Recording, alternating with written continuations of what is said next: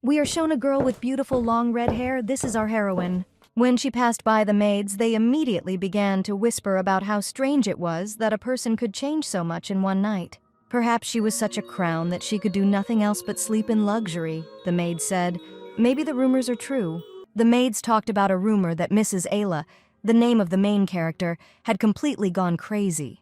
The girl came to the office of the main character, Claude, to say that she wanted to divorce him. When he asked what she said, Ayla replied that they needed to get a divorce because there was no love in their marriage, so there was no point in continuing it.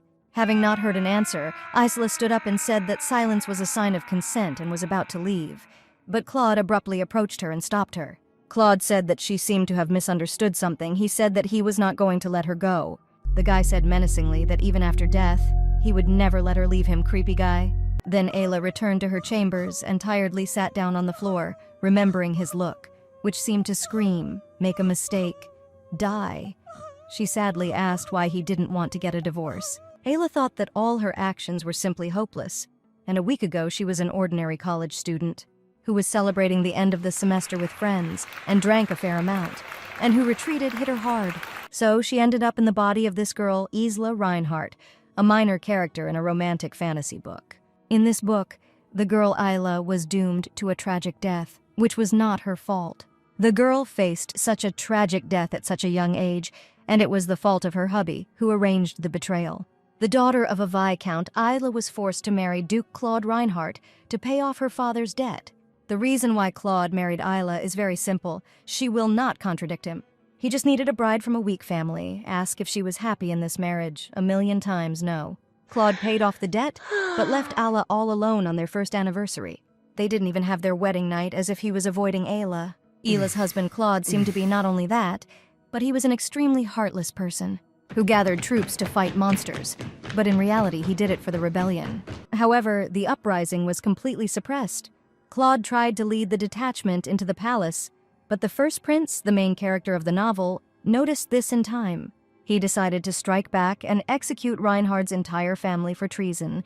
Due to Claude's rebellion, Ayla was beheaded. She was never mentioned again in the book, and it turned out that she was Isla Reinhardt. It was her hubby who planned the rebellion. Why should she now die because of him? She remembered how he said that he would not let her go even in death. Ayla thought about how she could divorce him before he committed treason. Ayla didn't understand why Claude suddenly became so attached to her. He hadn't been crazy about Ayla until now. Then the maid, without knocking, said that she was entering her chambers. Ayla thought that this was quite strange, because maids should not do that. The maid entered her chambers and immediately began to scold her, asking why she skipped dinner without telling her. She continued that the Duke asked why his wife skipped a meal. The maid said that she was already exhausted and ordered her to stop behaving like that. The maid brazenly continued to insult her, calling her a failed writer, and said that they didn't like her anyway. Even the maid looks down on her. It is impossible to imagine how Ayla suffered while living here. But now she decided not to tolerate this anymore, and got up and approached her and asked her name. The maid said her name, Jane, and demanded an apology, but this was not the same Ayla who tolerated such antics from impudent maids. Ayla took the vase that was standing next to her and threw it on the floor towards Jane. Fragments and water scattered all over the floor. Then Ayla slyly said that apparently the vase slipped out of her hands by accident because she was shocked by her blatant behavior, and then asked what she thought. Should the lady apologize to the maid? Ayla decided to use this opportunity to show her superiority and continued to question whether the maid should continue to act rudely when she doesn't even know what she's talking about. She decided that she would not allow such a thing to happen to anyone. Ayla said that the maid should be punished for insulting her mistress. Ayla told her that she was fired because the only thing she could do was remove garbage, and it was unprofitable to keep such a maid. It would be better to improve your reputation than to endure these humiliations. It would be even better if bad rumors spread. The worse her reputation, the faster she and Claude will divorce. Ayla decided to try to get rid of her responsibilities and just have fun. 3 days later, the maids complained that their mistress was strange and wondered why the Duke had married her. They blatantly said that she did nothing yesterday and just lay there, and they said how she could act like she was the mistress of this house. They apparently missed the fact that she really was the mistress of the house, just like Claude. Ayla was lying on her bed, and using the bell, she called the maid. Ayla noticed that she was seeing this maid for the first time and asked her name. The maid bowed and said that she had only been hired since Jane had been fired. Her name was Lena. Ayla said that it might not be for long, but she asked them to take care of her. Lena misunderstood her and began to say that she would never violate her mistress's orders and wanted to serve her as long as possible. Although Ayla meant that she intended to leave here as quickly as possible, she was not going to fire her so soon. Ayla ordered some snacks to be brought here, and she also needed a catalog. She would like to do a couple of purchases. Ayla didn't worry about spending, since it wasn't her money. She cannot be a villain without luxury. She lay on the bed and ate delicious food, and thought that it was time for Claude to come. And just at that moment, the maid came to her and said that the Duke wanted to see her. He needed to tell her something. Ayla was happy because she thought it was time to get a divorce. Ayla thought that Claude had called her to reprimand her for her wastefulness and drive her away, when Lena ran up to her and asked if she was sure that she would go there alone. She, of course, replied that she was sure, and going into Claude's office, she said that she heard that he was looking for her. When Ayla asked why he was looking for her, he replied that he needed to tell her something. Ayla was already waiting for the word divorce when he asked if she was ready for the banquet. The first prince's banquet was in 10 days, and he asked if she was ready to go to the palace with him. This was not discussed in detail, but the story included a banquet on the occasion of the first prince's birthday, and 6 months later, Claude rebelled. And what will they do now with this banquet? It seems he's not going to kick her out before then. She was hoping for a divorce and was upset that she couldn't get it this time, so she asked if he was crazy about her. Ayla said that everyone complains about her wastefulness. A wife who carelessly spends her husband's money. She bought a lot of expensive jewelry without his permission. She wanted to anger him with this. But he only said that she really called it wastefulness, and added that she should write whatever she wanted, and she would have it. It turned out that he didn't care how much she spent because he was rich. Ayla was shocked by his calmness and wondered how much money he had, and she decided to try to anger him in a different way, and said that lately she had not been fulfilling her duties, but Claude replied that he could not do it if he did not want to. Then he said that he was not going to force her to work, but added that she should stop talking nonsense about the divorce. As a result, she still couldn't get a divorce today. She didn't even say the word. And she decided that she had only one way left, to escape. Nothing would work if Claude found out. But without his knowledge, she could escape. Ayla changed her clothes and thought why he didn't want to get a divorce if he never even went into his wife's bedroom, although that's even a plus. She thought that if she sold her clothes and jewelry, she could cover all the expenses of the trip. Afterwards, Ayla tore out the curtains and tied them together, and then tied them to the balcony and hoped that it would support her. Lena said that the guard usually changes at this time, and Ayla decided to use this chance to quickly escape. But before she could reach the ground, the curtain tore and Ayla fell, and when she opened her eyes, she saw that Claude had saved her. Then Ayla asked how long he had been here, and Claude calmly replied that he had been here since the moment she opened the balcony. Well, at least he caught her in his arms when she fell. She could be grateful for that, but she asked why he didn't say anything if he saw everything. Claude replied that he was afraid that she would fall. She did this, thinking that no one could see her, and in such a situation he could not speak. Then Ayla asked him to let her go, but Claude said that he would not let her go until he was sure that she was really okay, and asked what she was even trying to do. She thought that if she told the truth, he would definitely kill her, and so she replied that she wanted to go for a walk. But then she decided that nothing would change, even if she lied and honestly said that she wanted to run away from here because she didn't want to live here anymore. Claude paused for a while and asked if she really hated him that much. Ayla thought, why Claude, with a straight face, looked like that. Ayla got confused and said that it's not that she hates him, she just wants a divorce. Ayla wants to avoid a tragic death. Claude said that she could have broken her legs and asked her to stop harming herself, and asked if she really wanted to run away that badly. Ayla responded positively, adding that she would do it as soon as possible. Claude only said that he would take her back to the bedroom. So he did. Putting Ayla on the bed, he was about to leave, but Ayla stopped him, saying that they had not finished their conversation yet. She thanked him for paying off her father's debt, even if it was an arranged marriage and he was not a faithful husband. Ayla continued that he constantly avoids her and prefers war instead. She decided that it would be better to use examples. Like they never slept together, they have separate bedrooms. Besides, before her request for divorce, he didn't even look at her and they only spoke a couple of times. Claude was annoyed and said that she was driving him crazy because it was all a misunderstanding. Isla replied that she really wanted to end this. And again she asked for a divorce. Claude asked to give her another chance and said that he wanted to fix everything. If she doesn't like a loveless marriage, and if he loves her, then she won't want to get a divorce. Ela didn't expect Claude to start talking about love. He's trying to stop the divorce by talking about love. Maybe this is even a chance. Then she said that the idea sounded interesting and agreed to give him a chance. If he made her fall in love with him, then they would not get divorced. She decided that if she took advantage correctly, she could divorce Claude. Therefore, she set conditions. She stated that he had 1 month for all this to make her fall in love. Ayla said that if he succeeds, she will not divorce him, but if her heart remains unchanged, then he must promise that he will give her a divorce. She thought that even if there was more time, she would never have fallen in love with Claude. Choosing between him and life, she would choose the second, and Claude agreed to such a condition. There were only 5 months left, so she might as well spend one since she definitely wasn't going to fall in love with Claude. Already in the morning, Ayla noticed that the carriages continued to arrive, but it seemed that nothing had been planned today. Perhaps someone had arrived. Then Lena came to her, and Ayla said that she noticed that so many carriages had arrived today, and asked if something had happened. Lena replied that these were gifts to her from the Duke. Ayla sat down and Lena began combing her hair, saying that today she would try to improve her image. She heard that they have a huge amount of jewelry and accessories. Lena said that there was a diamond there that belonged to the princess of a state that was defeated 100 years ago. They say there is nothing more valuable in the empire.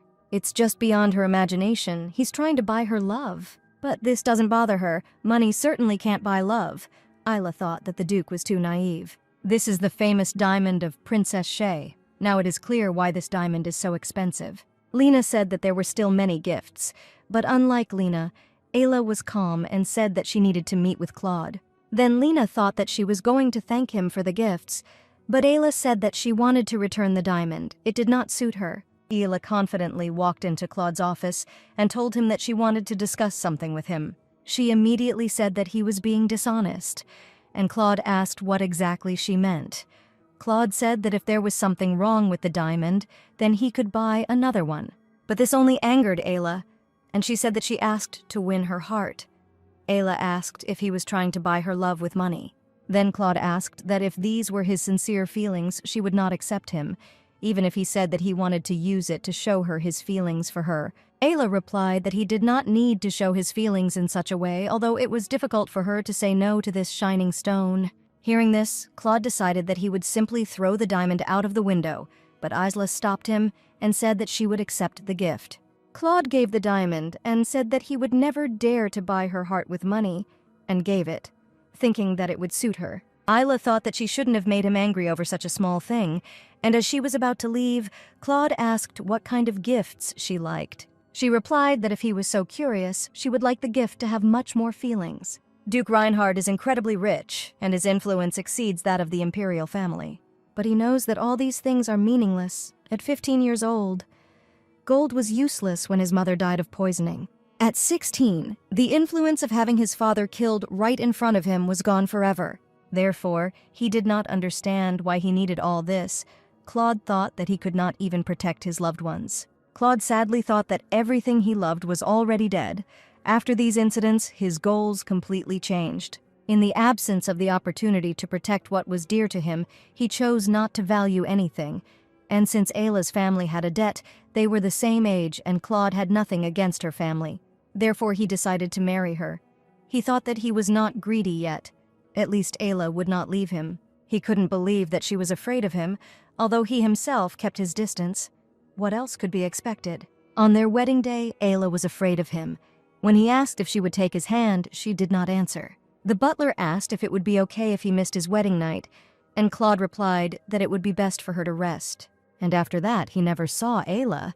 After all, she felt horror when he paid attention to her. He couldn't understand why she suddenly became a completely different person, and remembering how she said she tried to escape, he became upset and said that he didn't want to lose anyone else. Claude thought that it was all his fault, and it's good that now he knows this because he can fix everything. This month, he decided that he would treat her better. Then the butler Henry came into the chambers. He brought tea, saying that he had worked again and missed the food.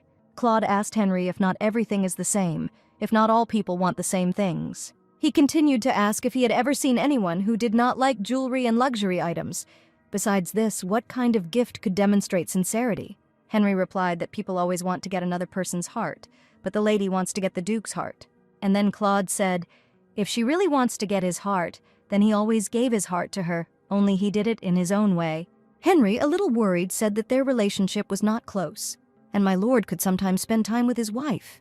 Claude asked if he spent time with her. She would understand that he had his heart for her, and Henry suggested that he start touching her a little instead of being rough. But Claude asked if casual touching wouldn't be considered too rude, and Henry told him to start with something simple, like shaking hands. Hearing this, Claude stood up and said that he had a great idea, and thanking for the advice, he decided that he would start training right away. Claude asked Henry to tell Isla that he was going to spend the whole time with her, just the two of them. Henry noted that it was too late and that they could do it tomorrow, but Claude insisted, and then Lena ran to Isla and said that she needed to get ready quickly. Ayla calmly asked what could happen at night, and whether the dress she ordered that week had arrived. But Lena interrupted her by saying that the Duke said that he would come to her room right now. She decided that he wanted to spend the first night with her. Ayla was not happy about this, and even got angry, thinking that he was trying to get her in such a strange way since the money didn't work out. Her imagination had already begun to imagine Claude coming and immediately undressing to show his heart. She imagined him saying that this was the only way to demonstrate his feelings. But then she pulled herself together and told Lena that there was no need to prepare anything, and she would take care of everything herself. Ayla got angry and already began to threaten him in her thoughts that she was not going to leave everything like this, and then Claude came. Claude entered her chambers and said that he came here to spend time with her, despite his schedule. Ayla shouted that he must have just been hungry, but Claude did not understand what she was talking about and said that he had eaten well a long time ago. When Claude said he wanted to give his all today and tried to touch her, she hit her, telling him not to touch her. But it was only she who was in pain, not him. Ayla thought that his body was more like a stone, which is strange because he is always undernourished, and besides, he is constantly working. Claude didn't understand why she was angry and said that he left his job just to see her. Ayla replied that no one would like it if they burst into her bedroom to take care of the first night without taking her feelings into account. At this, Claude himself became embarrassed and asked what she meant by the first night, then added that there had been a total misunderstanding. He said that he had never thought about such a thing and just wanted to show how much he cared about her. Then Ayla asked what he was doing here so late. Claude replied that every moment was precious, and he was trying to show that he was willing to give up everything for her, to prove that no matter how busy he was willing to do anything for her. Then Ayla realized that she really had misunderstood everything, and wondered why he expressed his feelings so strangely. Claude said that he only disturbed her again and apologized for disturbing her so late, and was about to leave. But Ayla stopped him, although she herself did not understand why she needed this, because it was beneficial for her that he was doing such a bad job with their agreement. Still, she said that she was planning to go for a walk, and if he wanted, they could go for a walk together. So they did. Isla noticed that because of his long legs he walked too fast, and Claude asked where she wanted to go. Ayla replied that she didn't want to go somewhere, she was just walking, and then Claude suggested walking through the garden, because it's nice to walk there. Ayla liked this idea, and they went into the garden, entering the garden. Ayla saw how beautiful it was. She didn't even know that such a place existed on this estate.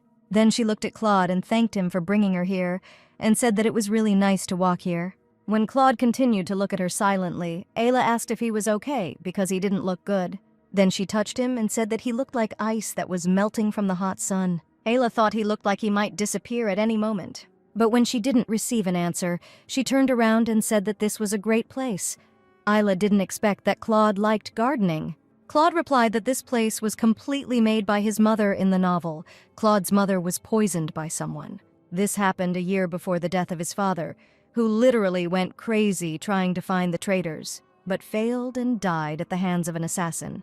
And young Claude, who had lost both his parents, became the new duke, after which he himself tried to find the man who killed his parents. It must have been an incredibly difficult time for Claude, Ayla thought, so she apologized for bringing it up, but Claude replied that it was already in the past anyway, and there was no need to apologize. Isla asked if he often comes here.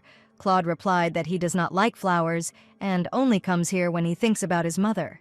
Claude said that he carefully takes care of this garden since this place was dear to his mother, and then Ayla tore off one flower and gave it to Claude. She said that she understood that he did not like flowers, but still asked him to accept him, because when you see something beautiful, it becomes better. Claude took the flower and said that she was right and added that the flower was beautiful. Ayla thought why he called it beautiful without even looking at it. Then Claude asked if she liked flowers. She replied that she liked them because they were very beautiful. She liked everything beautiful. And then she realized that she had been looking at Claude for too long and thought that she must have been seduced by his handsome face. Even realizing that she was already staring at him, she did not stop, although she understood that it was time to stop. And Claude picked one rose that grew nearby, made a ring out of it, and put it on Isla's hand. Claude remembered Henry telling him that it was important to create relationships through light touches. Then he pulled her towards him and asked her to remember this moment and secretly put another rose in her hair. Isla opened her eyes, and Claude said that she looked even better now. However, when he pulled her towards him, Ayla thought he was going to kiss her. And so Isla said that it was time for them to return. Because she decided that Claude was dangerous, she returned to her place. Ayla got hungry and called Lena to her, who continued to look at her, and then Ayla asked why she was looking at her for so long. Lena became embarrassed and said that it was nothing. The lady was just very beautiful today. Ayla didn't understand why she suddenly began to flatter her so much, although if you think about it, Ayla's face is really cute. And then she said that this body is always beautiful. She herself thought that it was probably too narcissistic.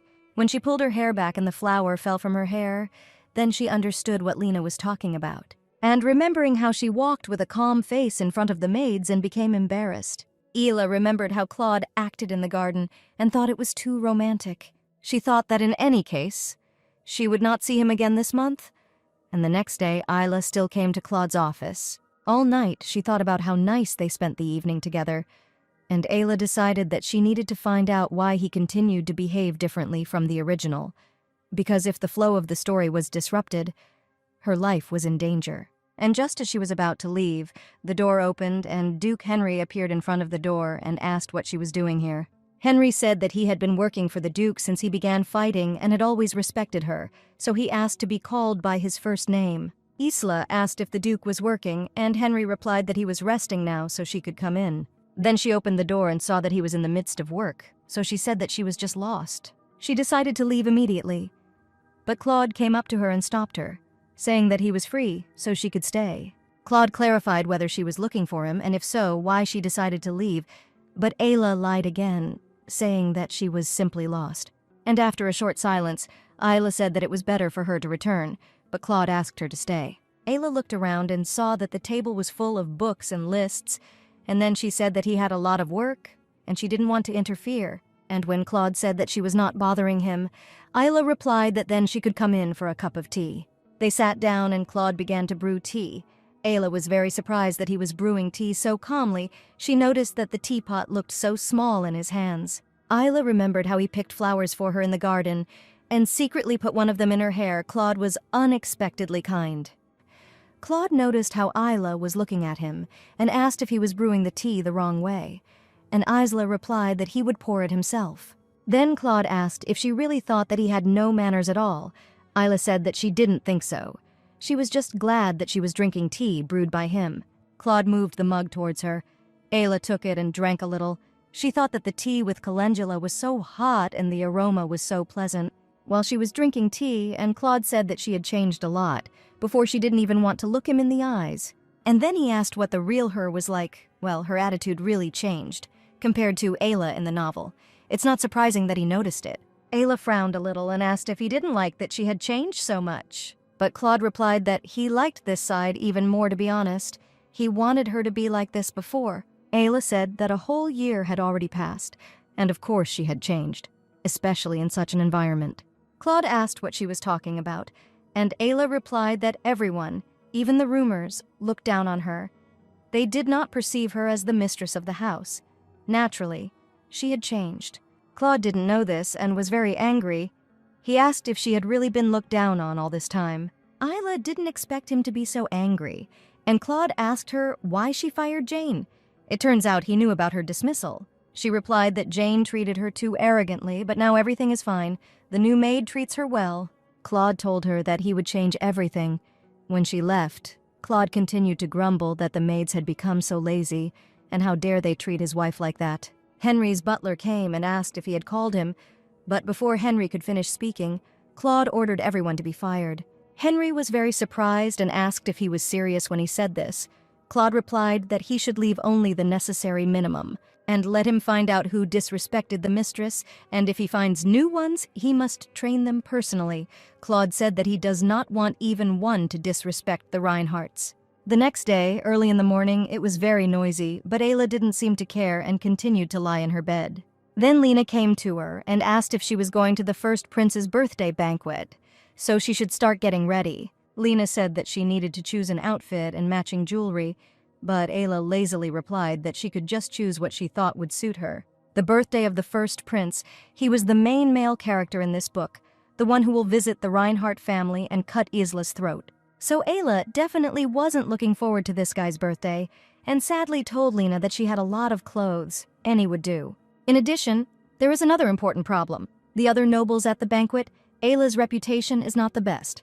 Not only were the servants treating Ayla poorly, she didn't understand why they were treating her this way, since she wasn't the type to waste her family's money. If she had been on good terms with Claude, no one would have dared to talk about the Duchess like that. Even the flowers on the road know that they did not have their first night, a girl from a modest family, whom even her own husband does not love. She was ideal for such bullying, although no, in fact, this is great, because she is no longer the same Ayla. Bite her, and she will immediately bite you back. She needs to step over everyone and shine brighter than others. Now no one will dare to look down on her. Ayla hoped that the first prince was an honest man in the novel. He was bright and sociable. Thanks to this, he was easily able to achieve the heroine, Edith Nevelyn, although it is unlikely that she would meet them in person. She walked outside until late. Ayla thought that she needed to go to the store, then go to bed.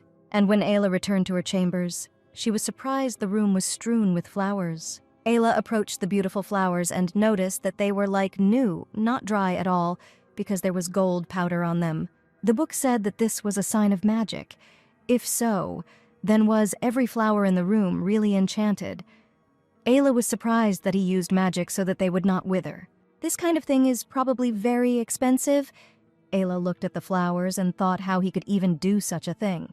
Claude, who never came to Isla's bedroom, suddenly showed up at her door with a bouquet of flowers.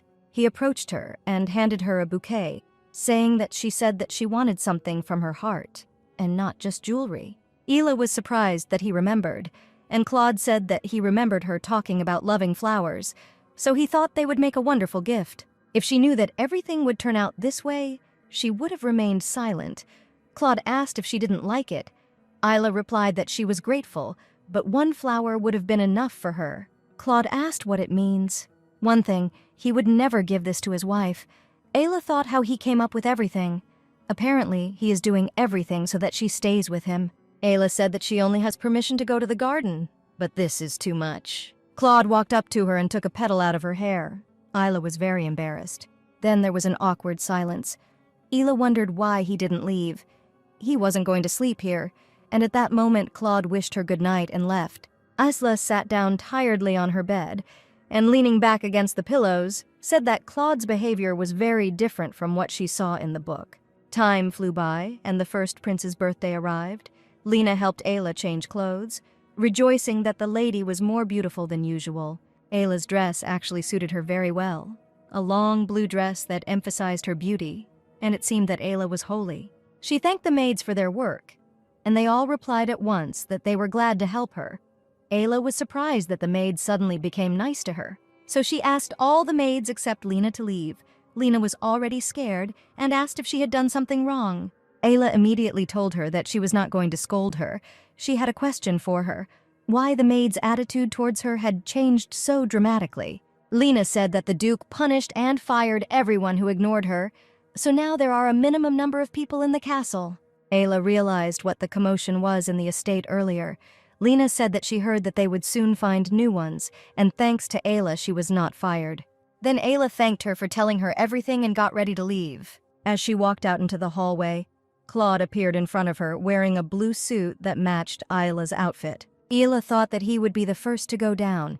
Then Claude extended his hand to accompany her. She took Claude's hand and thought that she could not think that Claude would accompany her. Claude asked why she was looking at him like that, and Isla embarrassedly replied that it suited him very well, and Claude, calling her his beloved, said that it suited her very well too. Isla said that she heard that he fired all the servants, and Isla asked if he did it for her sake. Claude replied that these idiots did not know their place. Isla then said that it was not necessary to go that far, but Claude replied that he would not allow anyone to look down on his wife. Already in karate, Ayla asked what this crown prince was like. Claude asked why he was suddenly asking about another guy. Ayla replied that she was interested because they were going to his birthday. Claude said that he doesn't like that his wife asks about another guy while he's around. Isla was surprised by this reaction. Is he really jealous? Isla told him that she was serious, and Claude replied that he was serious too. This completely confused Ayla. She thought maybe he was pretending to be jealous because she just asked him a simple question. However, Claude eventually replied that the crown prince was not the most pleasant person. An unpleasant person, that's all he can say. Perhaps Claude is against the imperial family. That's why he thinks so about the crown prince. Ayla just said that she understood everything, and Claude asked if she had never met him before. She replied that she saw him only for a second, and then at a distance. And Claude said that she would understand everything when she saw him. What kind of person he was. Claude said with a suspicious grin, but Ayla began to calm herself so that she would not tense up ahead of time. So they reached the imperial castle, and Claude went out first. Ayla thought that she would not like to fall while she was going down. But that's exactly what happened, but Claude caught Ayla in his arms and asked if she was okay. Ayla quickly blushed, so she stood up as best she could and thanked him for picking her up, and said that they should hurry. She said they were already late and quickly entered the castle and were immediately introduced.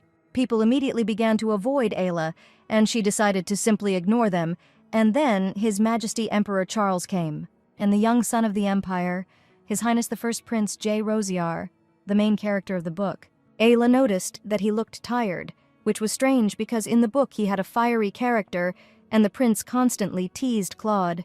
But it seems she was mistaken, and His Highness, raising his glass, said that he was grateful to everyone who arrived at the banquet in honor of the prince's birthday. Then he paused for the prince to add his gratitude to his speech, but the prince continued to sit gloomily in silence. Therefore, Carl directly told him to say something.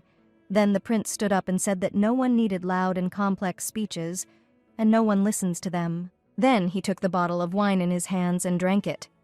Ayla was shocked why the protagonist was acting like a complete idiot. Ayla wondered why he was drinking wine off his throat and what the female character would think of him. Noticing her reaction, Claude told Ayla that she now seemed to believe him, while Carl asked to start the banquet. Claude looked at the others with displeasure, thinking that they were trying to get closer to him in order to gain benefits. He still could not get used to it, which is why he hated such events so much. Ayla suggested that Claude talk to someone because many want and expect this, but Claude said that he had no need for it. Claude looked at Ayla and thought that before she had not even looked at him, and if he had known that she had changed so much, he would have come to her long ago. He decided that he wouldn't do something he might regret later, and said that he preferred to spend time with her. Ayla wondered why he was suddenly saying such things, whether he was trying to change everything during this banquet. And while Claude was thinking about what Isla was thinking about, Carl came up to them and greeted the Duke. Claude bowed and said that he was honored to meet the Emperor, and Charles told him that he did not have to be so formal. Then Carl greeted the Duchess and asked how she was doing. Ayla also greeted him and said that she felt great. Carl told Claude that he would give him a reward for defeating the Marmel in Estan. Claude replied that it was nothing, and Carl convinced him that it would not be that difficult to obtain official recognition. And then the Emperor asked Claude to talk to him alone. Ayla thought that even Claude had a hard time resisting the Emperor's order. However, unexpectedly for Ayla, Claude told the Emperor that if he wanted to talk, he could do it here. Ayla was worried that this might be considered disrespectful to the Emperor and said that he had the honor of speaking with His Majesty, so he should not refuse. She told him not to pay attention to her, and then he left anyway. Ayla breathed a sigh of relief, thinking that she almost died prematurely. And then some girl approached her. She addressed her as a lady, not a duchess. Ayla immediately realized that she would annoy her. Ayla immediately walked away and said that if she had finished, then she would go, and the girl began to shout that she did not dare to say such things to her. This surprised Ayla because she had never said anything like that, and she thought that the girl was probably upset that the always silent Ayla gave an answer. The girl said that they knew each other before she got married, and she talks to her like that. Then Ayla asked who she was. The girl said her name, Mariana, and began shouting that she was probably proud to be a duchess who didn't even have her wedding night. People would laugh if they found out. Ayla calmly called her name and said that now she understood why she couldn't remember her. She said that the girl looked so boring that she didn't deserve a place in her memory. She probably erased her from there. Then some guy came up to them and asked what was happening and why Lady Define was crying. The guy began to shout that of course he was sorry that she didn't have a wedding night, but why be angry with a lady who came only with good intentions? They were both out of their minds. They dared to mention their wedding night in a public place. These bastards dared to swear at her. Then she decided that it was worth answering them, and said how Albert dared to say such a thing in the face of the Dahlia. That is, her. Ayla was starting to get really angry. Everyone looks down on Ayla in these situations. She ordered him to immediately apologize, or Duke Reinhard would punish him. Then the guy bowed and said that he shouldn't have shouted like that.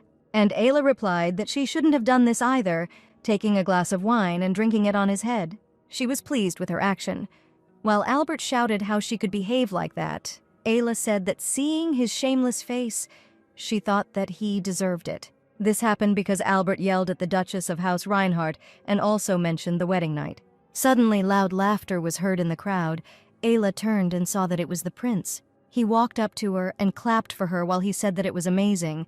Ayla thought that she better get out of this situation before it gets any worse. And the prince asked her if she was good at dousing people, then advised her that she should just hit him in the ear. Ayla apologized for disturbing him, and the prince said that he thought he would die of boredom, but thanks to her, he had a good laugh.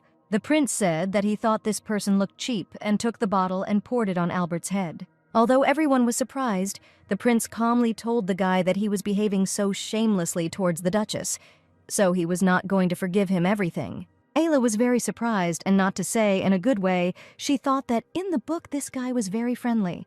The crown prince was never interested in Ayla. In the novel he only saw her once, and then he eventually executed her. Only one woman was interesting to him, the main character Edith, and at this time the prince sullenly ordered the guy to disappear because he was spoiling the atmosphere with his appearance. The prince asked if her name was Ayla, and she replied that it was so. Ayla herself did not expect him to remember her name. The guy said that he was wondering who the Iron Wall married, and added that Ayla is quite funny. Iron Wall, he's probably talking about Claude, but in the book these two weren't close. Then the doors opened, and the Emperor and Claude returned to the hall. Claude immediately began to look for Ayla among the crowd, and the prince apparently decided to tease him, and coming close to Ayla, said that he hoped for another meeting. Let's go back. When Claude first came out with the Emperor, Claude thought all this time that since Ayla was belittled by the servants, then the nobles did it too. He thought that he needed to be with her and wanted to run away to Ayla right now to make sure that no one was hurting her. And then the Emperor said that the whole empire had risen thanks to him, and no one could compare with him. But Claude said that everything was thanks to the Emperor, not him. And then the Emperor told him not to be modest, because he had done so much throughout the entire period of the war, the empire needed such people. Karl added. Suddenly the Emperor began to behave strangely, and said that, unfortunately, most people do not do what they need to do. They argue with him and continue to do whatever they want. He talks about aristocrats. At the moment, the empire is divided in two, imperialists and aristocrats, and the Emperor hates the very thought of control by powerful nobles. But while the imperialists do nothing, the aristocrats focus on maintaining and increasing their power. So he wants to recruit Claude. Someone who supports neutrality will join the Emperor. Then Charles asked why not stand next to him. Claude's hypothesis was confirmed. Claude thanked him for his trust, and said that he wished to devote himself entirely to the empire. In fact, he did not want to side with either the imperialists or the aristocrats. Karl began to say that if he thought so, then let him continue to support the entire empire, and suddenly someone ran up to the Emperor. It was one of the servants. He began to say that the crown prince had done something, and Claude immediately became worried that this bastard had done something to Ayla. The butler said that the prince doused one of the guests with his liquor, and the emperor immediately decided to go to him. Claude found Ela. He approached her. He had already begun to threaten the guy, the prince or not. If he touched his wife, he would not be able to escape his wrath. Ela herself was annoyed with the prince when he finally left. She thought how the main character could be so nasty, and managed to regret that she had come to this event at all. Only now did she notice how Claude was approaching her. He looked, to put it mildly, frightening, and Ela directly asked why his gaze was so stern. Suddenly, Ela felt that he was not the only one looking at her so menacingly, and turning around, she noticed a girl who was looking at her. This girl turned out to be the main character, and of course, if the crown prince was interested in another, she would be jealous. Ela only became more upset. She thought that if you interested the crown prince, you would get a jealous princess. And then Claude came up to her and extended his hand. Ela thought that he was a better option than the first prince or the heroine, glaring at her. But it turned out that he was looking at her with the same look as the princess, and Claude said that he had heard that there had been a squabble. Isla replied that she was fine, but Albert and Mariana had suffered a lot of damage to their egos. Claude continued to worry and asked if that guy did anything. Claude meant the first prince. Ela got scared and covered his mouth, so that no one would suddenly hear his words, because that guy was a prince, and such speeches could anger him. Then she quietly replied that nothing happened between her and the prince, and Claude asked why she was with him then. Ela thought that it bothered him that she was with the first prince. Apparently, he was really jealous. Ela looked back at the girl, then at Claude, and thought that they had the same look, but Claude couldn't be jealous of her. And she replied that His Highness was just helping her with problems. Claude asked if she had problems with the nobles, and Ela replied that there was nothing serious. Claude said that he shouldn't have left her here alone, and apologized for not being there in difficult times. Then he said that the ball would end soon and suggested returning home. Ela was in complete shock that the cold-blooded Claude suddenly apologized to him. A sudden apology, a good reason to be surprised. They finally returned home, and Isla immediately fell on her bed from fatigue.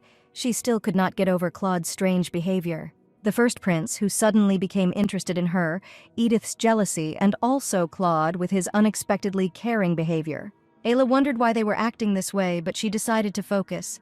And maybe if she was quiet, all the weirdness would go away, so she fell asleep. In the morning, Henry came to her and gave her a letter. Two not so important, but one quite interesting one. Isla became curious about this important letter. The letter was written by Albert and Mariana, in which they wrote how wrong they were, and that they sincerely apologize.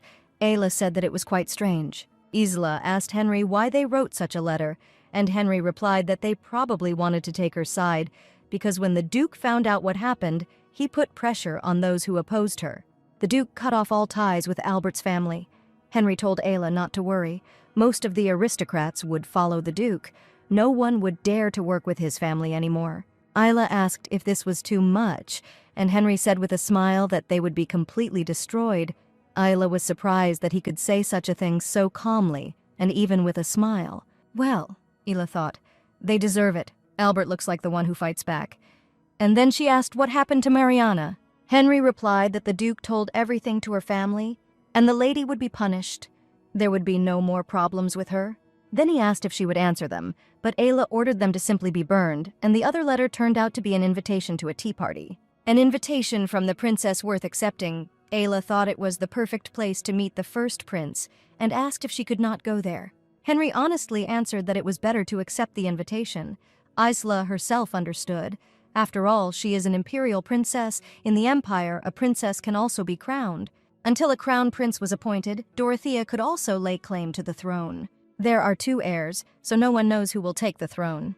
Everyone is divided between them. Initially, the prince had a brother, but he died due to an accident, after which the empress died, and now only they remained. Ayla was interested in how the empress and the second prince died, because this was not mentioned at all in the book. Ayla thought that if she wanted to live peacefully, she had to go to a tea party. Moving away from strong people was a bad idea.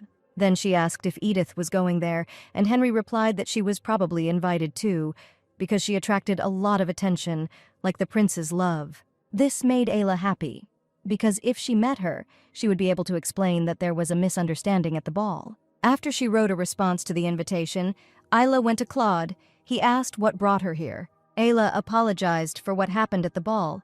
Even though they started first, She shouldn't have made such a performance in front of everyone. She thought it would be better to just apologize to him, and then Claude surprised her again by saying that she had done the right thing. Claude said that she could continue to do what she wanted, and the next time someone touched her, she should pour alcohol on them the same way the prince did. He asked if that was all she wanted to say, or if there was something else, and added that she had done nothing wrong, so there was no need for an apology. Isla told him that the princess had invited her to a tea party. Claude replied that they could go together, which was quite strange because only noblewomen were invited. She imagined what it would be like if Claude did go to tea with her. Then she told Claude that she would go there herself, because only girls were invited there. And sad Claude said that if anyone was rude to her, he should pour tea on them. The hotter the tea, the better, Claude said kindly, and then asked to remember their names. If someone is rude, he will destroy their family. Ayla decided that it would be better to ignore those who were pushing, otherwise he would have even more work. The day of the tea party arrived. Ayla dressed up and embarrassedly asked Lena if she was too dressed up. Lena replied that she looked great in bright clothes. And she added that she had not been to tea parties for a long time, so it was important to attract attention with bright clothes. Ayla got into the carriage, and after some time reached the castle. The other girls saw her and immediately left. Ayla thought that they were used to mocking her, but now they were avoiding her, because they knew that she would fight back. Sitting down at the table, she again noticed the unpleasant look with which Edith was looking at her. Ayla noticed that the dress code was quite strange, because the color of their dresses contrasted too much with each other. When everyone sat down at the table, the princess said that she was glad to see Duchess Reinhardt here, and Ayla thanked her for the invitation. Then one of the girls said that it was the first time she saw her after the banquet. She said that at that time she was so adamant, and mockingly asked if His Highness knew. The princess asked if they had fun at her brother's birthday, and said that she was ashamed that she could not attend because of illness. Another girl specifically brought up the moment when a guy showed disrespect to the Duchess, and she personally punished him, seemingly pouring alcohol on him. The girl continued to look down on her, saying that it was too much for a noblewoman, and she didn't think even commoners would do such a thing. Ayla asked what family she was from, apparently remembered Claude's advice, and the girl replied that she was from the Sorcerer family, and brazenly said that she apparently did not have the proper education. This made Ayla laugh, and then the girl asked what she was laughing at, and again said that she did not have a proper education. Isla said that apparently the lady wants to glorify her family by insulting the ducal family. Insulting the royal family carries the highest penalty. This is a sin that cannot be forgiven in the Empire. Then the girl shouted that it was too rude. Ayla said that she was not the only one who spilled the alcohol at the banquet, which means from Lady Saphir's words, it follows that the first prince did something so vulgar that commoners would not do. She said that she would bear it if she was insulted, but she never thought that Lady Saphir would dare to insult the first prince, the young son of the Empire. Ayla rearranged everything so that the girl insulted not her, but the prince. Ayla said that Her Highness was also here, so she advised them not to be so headstrong. Ayla decided to show them that she should no longer be joked about like before.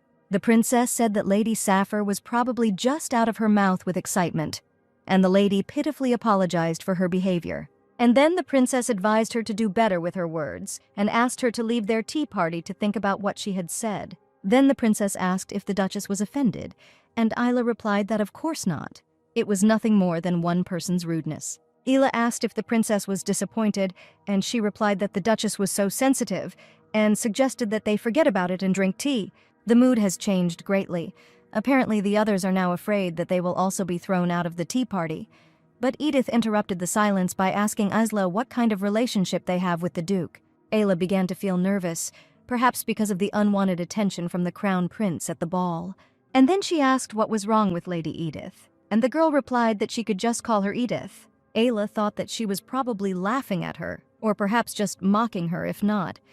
It was a relief, after all. Ayla would like not to spoil her relationship with the main character. Edith continued that she always wanted to get to know her better, so she asked and asked the same question again. Apparently she was just jealous of the prince for Isla. Ayla thought that everyone knew that she had a bad relationship with her husband, but still continued to ask such an obvious thing in front of everyone. She asked in response if there was a reason why Lady Edith was asking this. Ayla said that it was not very good to show such interest in other people's relationships. And Edith replied that couples should get along, so you shouldn't covet other men. Her jealousy is too obvious. Then Edith again put on the mask of a kind girl and said that of course she was not talking about the Duchess. She had just seen such girls before. This girl is not like everyone else. Ayla thought that the heroine was not like that in the book. She is not at all like herself. Any story can be described in different ways. A villain can be a hero in his story, and vice versa. Ayla recalled that in the book, she was a passive character who did not talk to strangers, but was beautiful at heart. And the first prince and Edith met for the first time when he helped her in difficult times. Ayla suspected that the book didn't show the characters' full personalities, but the differences were too obvious. Maybe there is a different setting here. Not like in the book, it is logical to think that there is some kind of secret here if this is a story untold in the book. But then Edith feignedly apologized if she was misunderstood, and said that she was really interested in her relationship. Ayla replied that she shouldn't worry about it. And then one girl said that she was notorious for her relationship with the Duke, so it makes sense that she would avoid the issue. Then Ayla wanted to answer her, but suddenly Claude appeared behind Ayla and asked who dared to say that they had a bad relationship. While that girl was apologizing, Ayla stood up, thinking that he hated crowds of people but came anyway. Claude pulled Ayla towards him and told that girl to say it to his face, asking what kind of relationship they had. Then he asked Ayla if she was having fun at the tea party, but he himself answered that, of course, she wasn't having fun, because some people open their mouths without understanding anything. Claude told everyone to stop talking nonsense and that they had the best relationship possible, and added that such words made him angry. The princess finally spoke, saying that they had not seen each other for a long time. Claude apologized for his late appearance. She then asked Claude what brought the Duke to her tea party, and Claude replied that he was his wife's escort. Everyone was surprised that the Iron Duke came here because of her, and that they had heard that their relationship was bad. The princess invited him to sit down, but Claude said that they were already leaving. Walking away from the tea party, Ayla shook Claude's hand off her shoulder. She asked why he came. Claude replied that he came to pick her up and asked if someone was rude to her. Ayla replied that the lady told the truth. Claude said that if the other ladies behaved the same way, he would take care of them. She just needed to tell the details. Ayla replied that everything had already been arranged, and besides, they weren't lying because they really don't have affection in the relationship. As well as the fact that everything was so good with them, these words upset Claude, who did not expect such an answer. Ayla asked him to stop behaving like this. She appreciates the help, but she is used to such ridicule.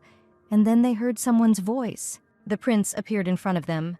Ayla was already tired of such strange meetings, until the prince said that they had met again. Apparently, it was fate. Ayla thought that this was not fate at all, and that such words scared her. But out loud, she only greeted him. The prince asked if she was looking forward to meeting him, and then Claude stepped between them and said that this was his wife, and added that he should stop calling his wife by name. Then the prince said that he did not expect such speeches from the Iron Duke, and asked what if he refused and continued to communicate with her. Claude replied that she was the mistress of the Duchy of Reinhard. She was not the person with whom he could play as he wished. Ayla, watching them, thought that Claude was indeed a potential traitor, because he behaves this way even with the Prince of the Empire. The prince said that he was just having fun. He didn't think about it seriously, but he didn't expect that the Iron Duke would stand like a mountain for his wife. He apologized to Ayla for being rude and asked to be allowed to call him by his first name, and when Ayla immediately refused him, he said that then she could allow it the next time they met. After an unpleasant conversation, our couple got into the carriage, and Claude sullenly said that he did not know that she was so close to the first prince. Ayla replied that she was not, but Claude said that he was glad to meet her again. Ayla replied that she didn't care. Claude looked at her incredulously without answering anything. Ayla wondered if it was really that important to him. Then Ayla asked what was bothering him, and Claude replied that he had said before he was very jealous. Returning home, Ayla jumped onto her bed, thinking that they had spent the rest of the trip in awkward silence so that it was hard for her to breathe. And now it was as if she had come to life again. To think that the familiar could become so terrible. His eyes seemed sincere. Then Lena, who as always was in high spirits, burst into her and asked if she should bring lunch to her room. Ayla sat down on her bed and answered positively. Then Lena said that she would immediately ask for food to be brought to her. But then Henry knocked, and Ayla allowed him to enter the room. Henry said that his lordship was inviting her to a joint dinner. Ela was surprised that he called her so suddenly and thought that if she refused, he would stare at her again, and told Henry that she agreed. Lena happily said that everything would be fine and advised her to enjoy her lunch. Ela went down. It was her first time here, and if she had known that it was so beautiful here, she would have gone down earlier. Claude was already there, and when she approached, he pulled out a chair for her, saying that he was honored that she accepted his invitation. He dismissed all the maids, saying that he did it because he wanted to tell her something personally. Ayla said she was surprised that he suddenly called her to dinner, and Claude asked why they didn't eat together more often from now on. Claude asked if she wanted to say those words again, if she would ask why he behaved this way, even though he didn't like it.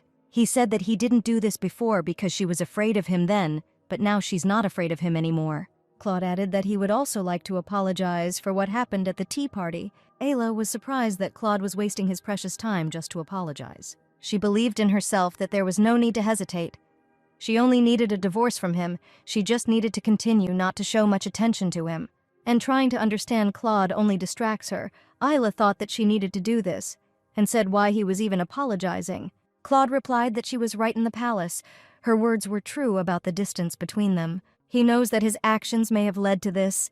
Claude explained that he did not expect that people would dare to belittle her despite the name Reinhardt, and now he understands why she wanted to run away from him so much. He said that he would like to restore their relationship because he wants to get closer to her, not because of a promise. He just wants to get to know her better because she is no longer afraid of him. He does not ask her for something like love. Ayla thought that Claude continued to talk, although his hands were shaking slightly. For the first time, she saw him trying to convey his sincere feelings, like a real person, not like a character in a book. Claude sincerely said that he wanted to get closer to her. That's why Ayla couldn't stay here any longer and stood up and apologized, and said that she would be the first to return to the room. She continued to run further and further. But it seemed that she was not running away from Claude, but from her feelings that could arise if she continued to listen to him. It had been a few days since she had lunch with Claude. Maybe he was busy with work, but she hadn't seen him since that day and was just sitting in her room. Suddenly, they knocked on her door and Ayla allowed her to enter. She probably thought it was Lena and did not expect to see Claude at her door. She was surprised that Claude came to her so early without warning. She stood up and asked that she had not expected such a visit. And then she noticed that he was holding a tray with breakfast. He said that he heard she was having breakfast in the room, so he took it with him. Ayla said that she ordered this to the servant, not her. Claude replied that she should be flattered because he had not yet followed anyone's orders. Claude said confidently. She thought that she was embarrassed because she left without answering, but this visit makes the situation even worse. Claude put breakfast on the table and suggested that she eat it before it got cold, but Ayla continued to feel uneasy. She noticed that her favorite food was on the tray, but it seemed like a lot for breakfast. Ayla started eating and asked if he was going to eat. Ayla said that she thought he had not had breakfast yet, and Claude replied that he usually did without it, and asked him not to worry and to eat. She remembered that he doesn't eat because it breaks his concentration, and yet she offered him something to eat. Claude said that he came here to feed her. But Ayla did not listen to him and brought Claude a piece of meat and asked him to tell Am. Claude thought it was stupid, but opened his mouth and ate it anyway, and said it wasn't that bad. Ayla thought that she seemed to be feeding a wild animal, and again offered him another piece of meat, which he ate. Then she said that now he could eat on his own, and asked why he even brought breakfast with him, and Claude reminded her that he wanted to get closer to her. Claude asked if she had time today. Ayla, a little embarrassed, answered why he was asking. He said that he heard the spring festival was opening, and asked if she wanted to go there with him. Ayla couldn't even think that Claude would offer her a date in such a crowded place. But she still agreed, and then Claude said that he would start getting ready and would come pick her up a little later. Lena happily asked if it was true that the Duke invited her to the festival, and Ayla replied that it was true. It seems that Lena was happier than Ayla, and then Ayla asked why she was so happy, and Lena replied that the festival is famous for the fact that many couples come there. Ayla didn't know about this, and Lena said that it would be full of gorgeous flowers. The place was perfect for a date, and besides, she heard that if you give flowers to your loved one, you will be together. But the Duke invited her to go to the festival, which means he loves her, and probably will definitely give her flowers. Ayla told Lena a little irritably that her imagination was too wild. Lena apologized and asked if it was their first time going to the festival together. She said that she knew that the Duke did not like places full of people, and he had never gone there before. And she added that the Duke had been in the room for several days, perhaps preparing for this exit, trying to do all the work in advance. Isla thought he was avoiding her because he left like that, but Claude was always busy in the book. Then he really freed up time for their date, and Lena finally finished styling her hair. Ayla thanked her for her work. When Isla came out in the corridor, Claude was already waiting for her, and again their outfits were similar. She asked how long he had been waiting. Claude replied that not long. Taking her hand, they went to the festival. The place really was gorgeous. Isla noticed the decorations and took Claude by the hand and dragged him there, saying that she wanted to take a closer look at the decorations. Isla noticed that Claude was silent and turned around to see Claude blushing. Claude said it hurt his heart that she was using him like that, and said she could have told him right away if she wanted to join hands. Isla at first began to object to him that she did not want this at all, but then Claude suggested taking a walk and offered her his hand, and this time she took it. They approached the counter, and Isla, who liked the jewelry, was happy, and Claude calmly said that if she liked it, he would buy anything. Ayla replied that she only wanted to look and asked him not to be so extravagant, because others should also buy. There is no need to buy everything. They walked for a while, and Isla said that she thought he didn't like festivals, and that he had never been to them.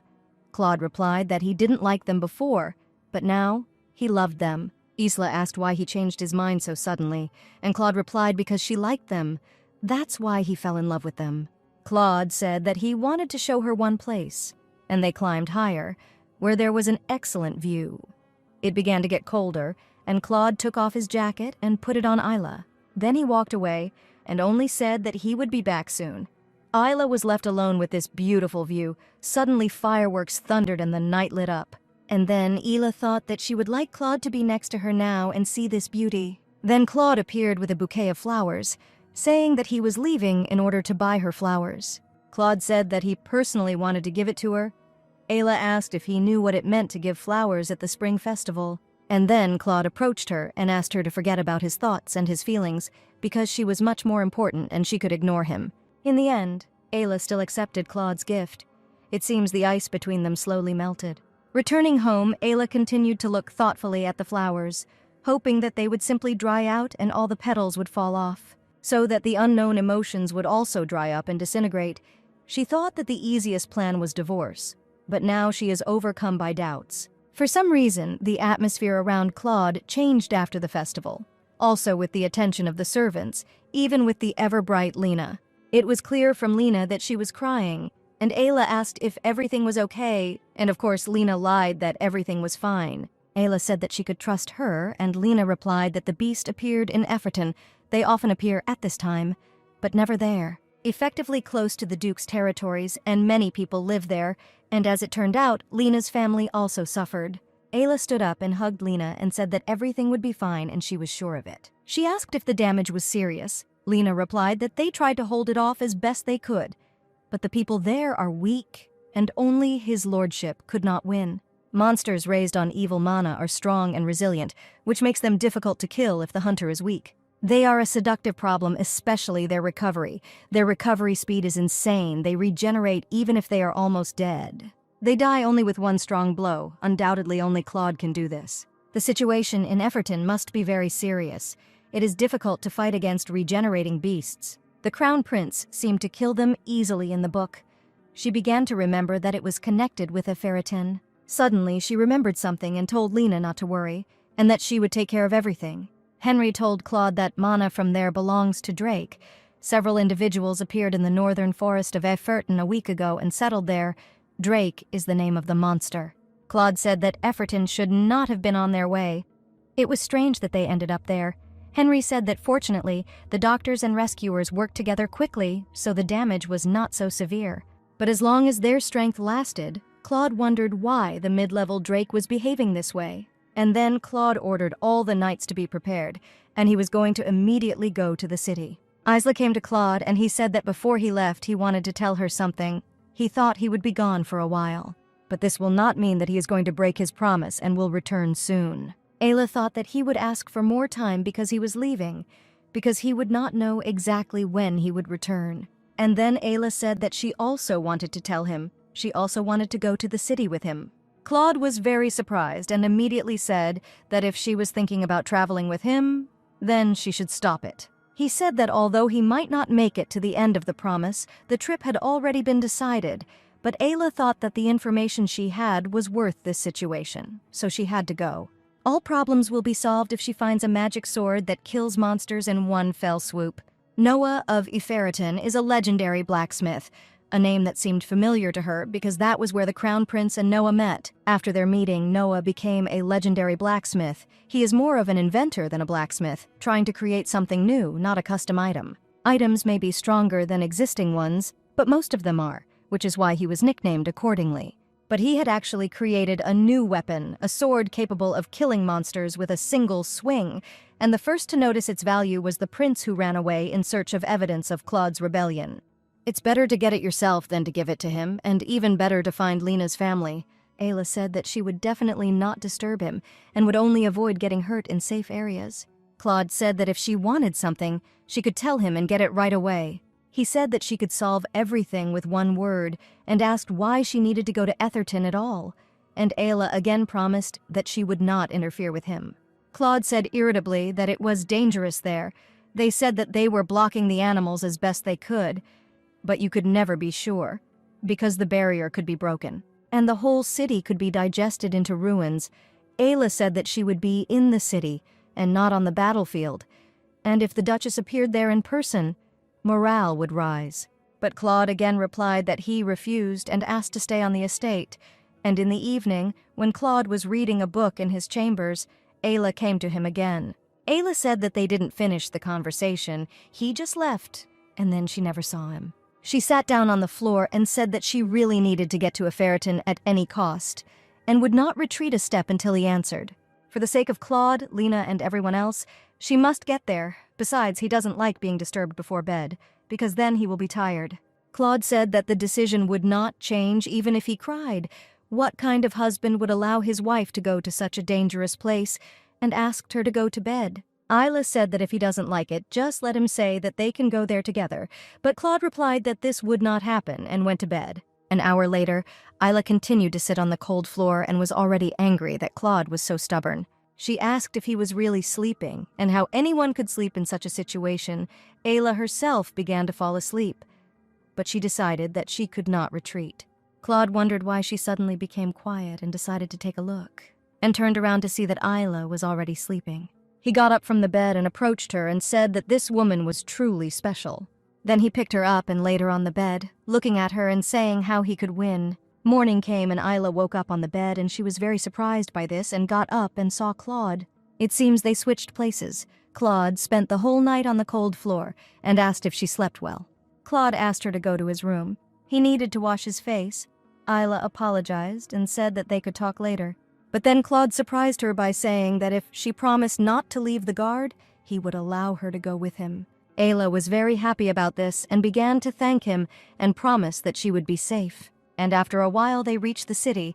2 knights appeared in front of Isla, Janice and Rosen. They will accompany her during her stay in the city. Ayla also introduced herself and said that she was looking forward to their work together. Rosen very energetically said that they would help her. Claude said that they are obliged to protect Isla at all costs. Now this is their main task. Then he approached Ayla and asked her not to do anything dangerous. He said that he could not imagine what he would do if she got hurt. Ayla promised him this. She herself thought that she didn't want to get hurt because she hates pain. She was glad that they were able to get there without incident, although the ride was rather unusual. Claude said that his skills are good, so there is no need to worry. Ayla glanced at the guards, wondering if it was right to appoint such high-level knights just to protect her. All the residents were very happy when they saw Claude and said that now they were saved. It seems people like Claude. Ayla also thought that she didn't expect that people liked Claude so much, and when she came out, people also began to greet her happily. Claude turned to Isla and said that he would go take a look at the problem and asked her not to do anything dangerous to her and that he would return soon. Rosen asked where the lady wanted to go, and said that the Duke suggested that they find separate housing for her, and they could do it right now. But Ayla replied that she wanted to go to the blacksmith. Noah is a famous blacksmith. If he takes a walk, he will definitely find someone who knows about him. Ayla asked if they knew where there were blacksmiths nearby. Rosen said that he often comes here and could lead her to them. Rosen was very sociable. He said that the local blacksmiths were excellent. He himself ordered his sword from them. When they arrived, the blacksmith and his subordinate were very surprised and asked what the Duchess was doing here. Ayla thanked them for their hard work. The blacksmith said that all they could do was make weapons for battle, and they would try to provide weapons for the knights. The blacksmith said that he was keeping her too long and asked what the lady was looking for. And Ayla replied that she was looking for a blacksmith named Noah. For some reason, this surprised the blacksmith, and he said that Noah was a dummy, and suggested that, with all due respect, she look for another blacksmith. And if she doesn't like their assortment, he can show another blacksmith closer. Ayla thought that it seemed like Noah was being treated poorly so far, but she decided to find him anyway. Janice stepped forward and ordered that anyone who knows Noah's whereabouts be told, and he was told the street where Noah works. Hearing the address, Ayla happily thanked the workers and told the knights to go there, to the legendary blacksmith. When they came to that street, they noticed that the forge was in poor condition, and Rosen asked if she was sure that this was where she wanted to go. Ayla confidently walked into the forge and saw Noah, who was surprised that someone had come to him. Janice ordered to show respect to Duchess Reinhard. Isla approached Noah and said that she had an order. Ayla asked to make a magic sword for her, but for some reason, Noah was very shy and said that he couldn't do it. Ayla asked why he didn't want to make it, and Noah replied that he didn't know how to make it. He thought that he couldn't make a magic sword. He hadn't made such a sword for a long time and was afraid that he had lost his skills. Noah said that he has no idea how to do magical things, and not only he, but other blacksmiths also do not know. However, Ayla said that everything was fine, because she herself knew how to make such a sword. And Noah asked if she herself knew everything perfectly well, why did she come to him? Because he is not the only blacksmith in the city. Ayla asked if he didn't want to make a weapon that others couldn't make, so rare that his name would go down in history. And she promised to help him with this, and added that his sensitivity to magic is the best. Approaching Noah, Ayla whispered that if he combines the mana crystal with an ordinary sword, he can make a magic sword. The recipe for creating a legendary sword is simple. You just need to combine the mana crystal and the sword. You have to be very careful with crystals. Even sorcerers often break them when they try to use them. That's why they have such a high price. No one can deal with such an item without destroying it, and only Noah is capable of this. He is very sensitive to magic, the only one who can connect the sword with the mana crystal. The book said that if Noah had access to the mana crystal, he would become the strongest magician. Unfortunately, he is simply unable to hold mana in his body and cannot use it himself. But he has the ability to place a crystal in a sword. Thanks to working with his grandfather as a child, he learned blacksmithing. Noah knows the formula for solving a problem and how to apply it. Constantly testing himself, he eventually succeeded in creating the magic sword in the book, and after some time it was taken by the prince. The first prince, who suspected Claude of treason, hung Noah in Etherton, claiming that he could create magic swords while he was looking for evidence. The crown prince was the only one who believed in his own draped magic sword and showed incredible results, although the power depends on the skills of the one who uses it. If he can use mana through the integrated crystal to create an aura, that's why she needs this sword compared to other weapons. Wounds cannot be restored with it. The crown prince, who lured the creator of magic swords to his side, will seriously strengthen his position. The presence of this sword in the first prince greatly influenced the death of Claude. Although he also has a good weapon, it cannot compare with a magical creation. And now history can be changed. The first one who showed attention to Noah was Ayla, not the prince. Maybe this story will become one where the main character loses. She feels a little sorry for the prince, but he uses the sword to destroy the Reinhards. And as a member of this family, she cannot allow this. Now Noah is hers. She extended her hand and asked if they had agreed. Noah agreed and asked if she would punish him if he failed. Ayla said that she would be to blame for giving an impossible order. Ayla asked him to try and she would give everything he needed. But of course, he would definitely succeed. Noah quickly ran inside and ran back out and brought the drawings with him and immediately began drawing. Then he said that he needed an expensive crystal, and Ayla said that she promised to help him and could bring all the mana crystals that she could find in the city. In any case, Ayla asked if it would be possible to combine the mana crystal with an already completed item. Noah, after thinking, said that he didn't know this for sure, but he had an unfinished sword, and with her permission, he would turn it into a magical one. He added that it seemed to him that he was not doing well, so he had not touched swords for a long time, and after meeting her, this feeling disappeared. Ayla said that she would send him crystals if he needed anything else, let him ask, and he could hire people to work with her money if necessary. She said that she would pay for everything, and if she could complete the sword, she would give him twice as much as today. Ayla then asked if he knew about the current situation, so she wanted him to make the sword as quickly as possible, and Noah promised to give it his all. Then Ayla and the knights came out, and Rosen asked what she was planning to do. Ayla replied that in order to succeed, she would need better weapons. Otherwise, nothing would change. Janice told Rosen to stop talking nonsense and reminded him that their job was to protect the mistress, not to contradict her. Ayla laughed and said that they should go buy mana crystals from the largest store and send them to Noah. After a hard day, Isla went to her chambers and sat on the bed, thinking that she felt somehow lonely without Claude.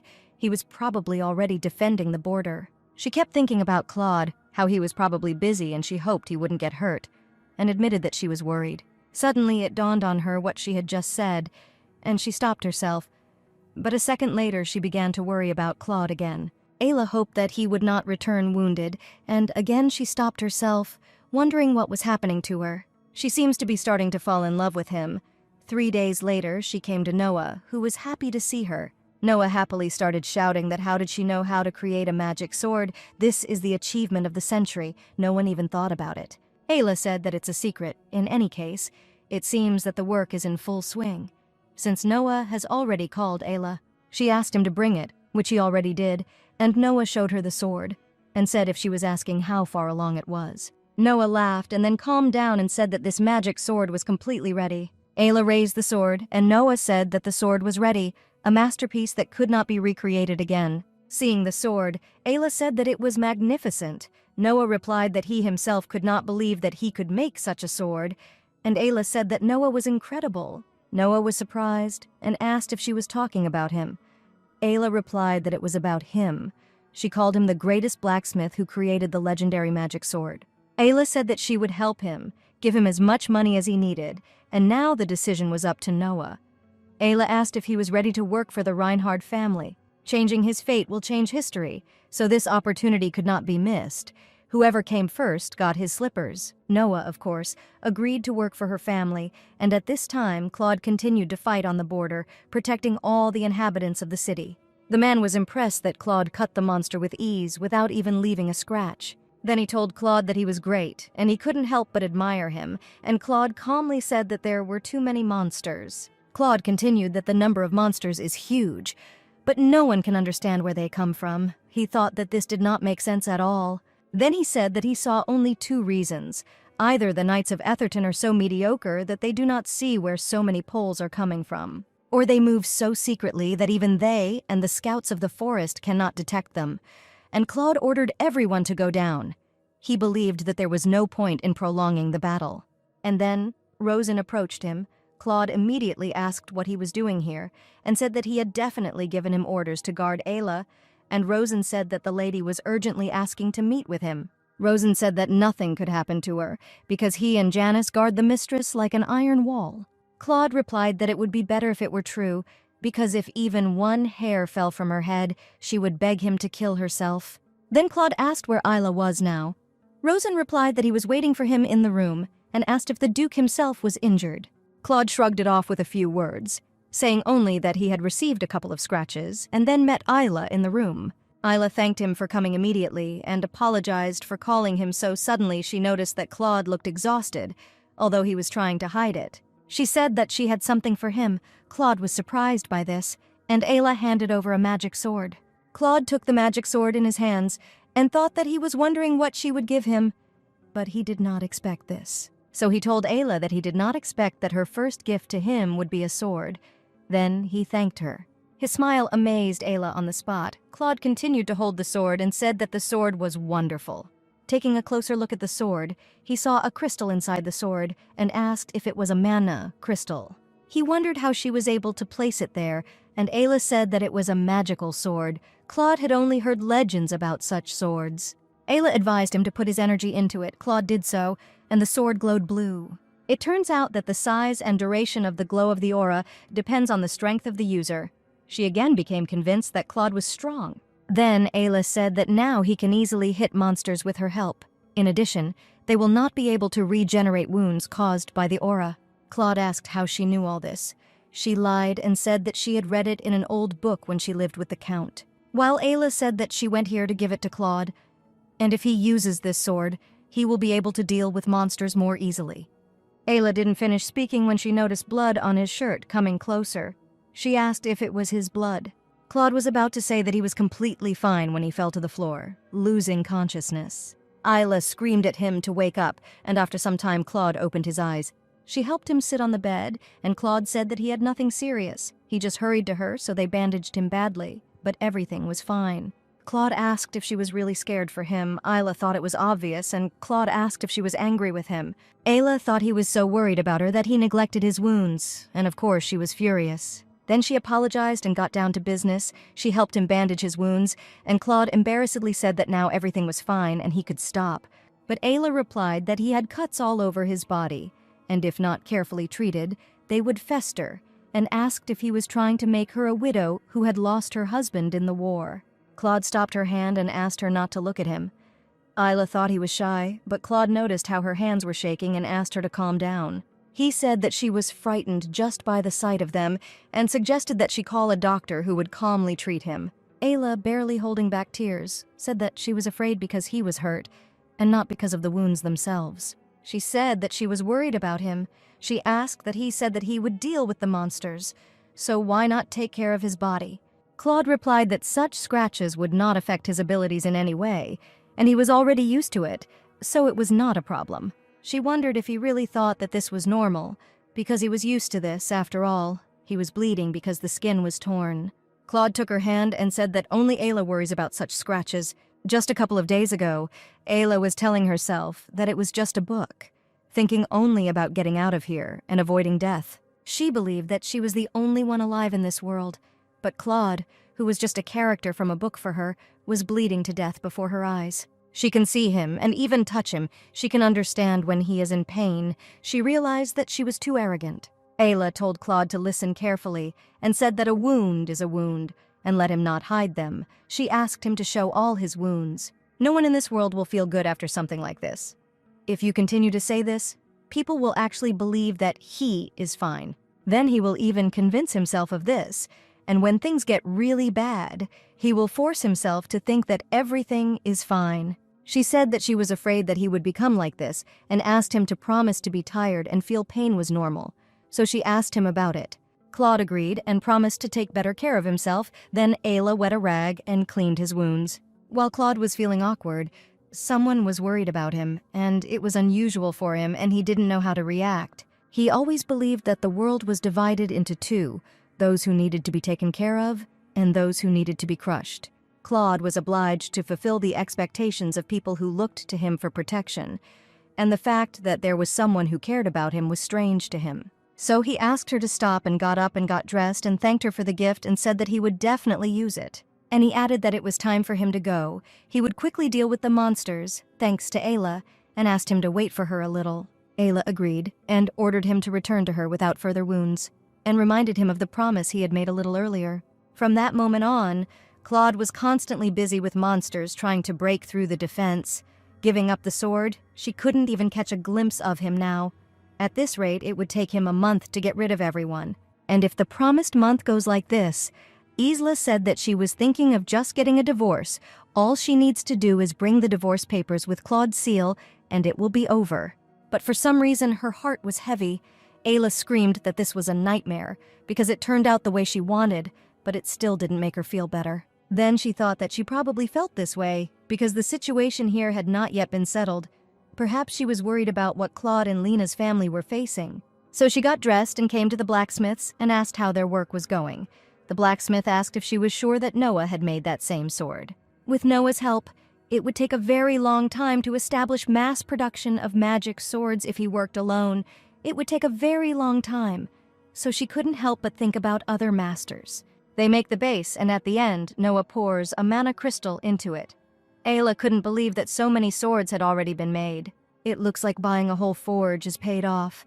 She called Noah over and asked if those swords were ready. Noah gave a positive answer, and Ayla told Janice to take one. Time to once again test the power of Noah's magical sword, but this time in front of everyone. Ayla advised him to pour his energy into the sword, entrusting his power to the weapon, and the sword glowed purple.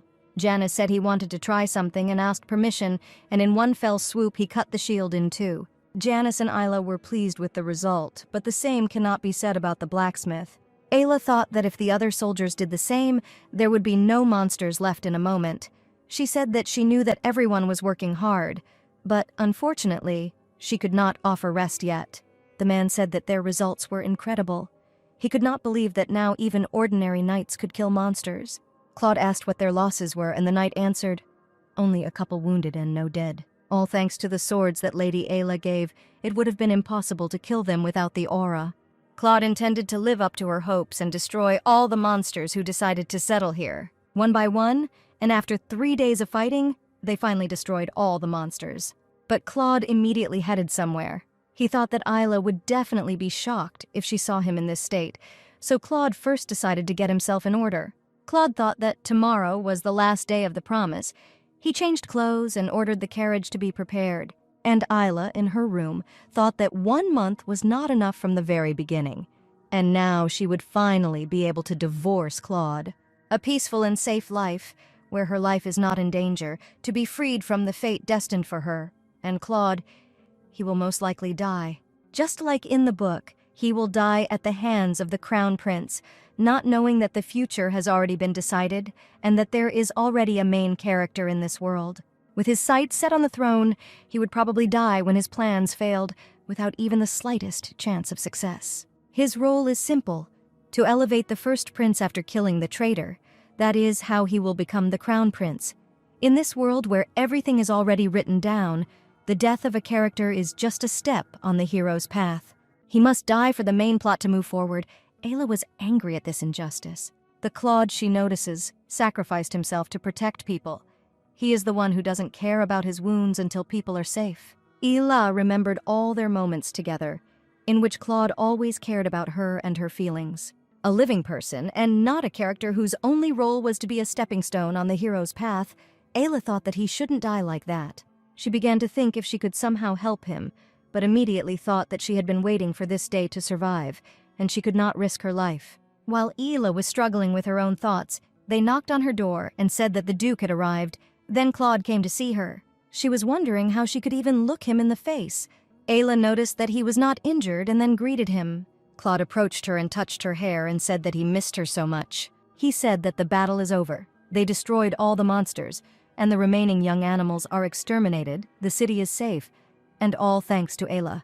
Ayla thought that he didn't know that their promise ended tomorrow, so she decided to remind him about their monthly promise. Claude replied that he thought about it every day, so he remembers everything, because for him, it is more important than anything else. And he added that he still had 2 days. Ayla was surprised that Claude had not yet given up. Claude said that he could not figure out how to immediately change her feelings, although he tried. But then he realized that there is only one way to express his true emotions, no matter how long it takes. Until the very end, he will continue to try.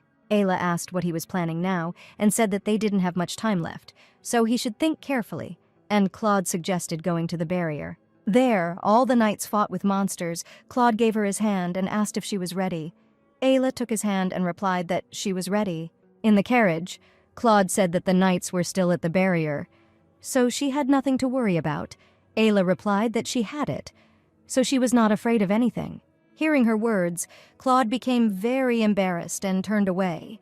Thanking her for her trust, he said that he wanted to show her the peaceful landscape behind the barrier that they had returned thanks to her. If it weren't for her, the battles would have continued and many lives would have been saved. The knights at the barrier wanted to thank her. Ayla was surprised that he missed her, despite the fact that they would soon be divorced, and told him that it was an honor for her to help the knights. And thinking about Claude, she felt bad for a second. Claude asked if she was hurting somewhere. Then he said that they would soon get out of the carriage and asked her to hold on.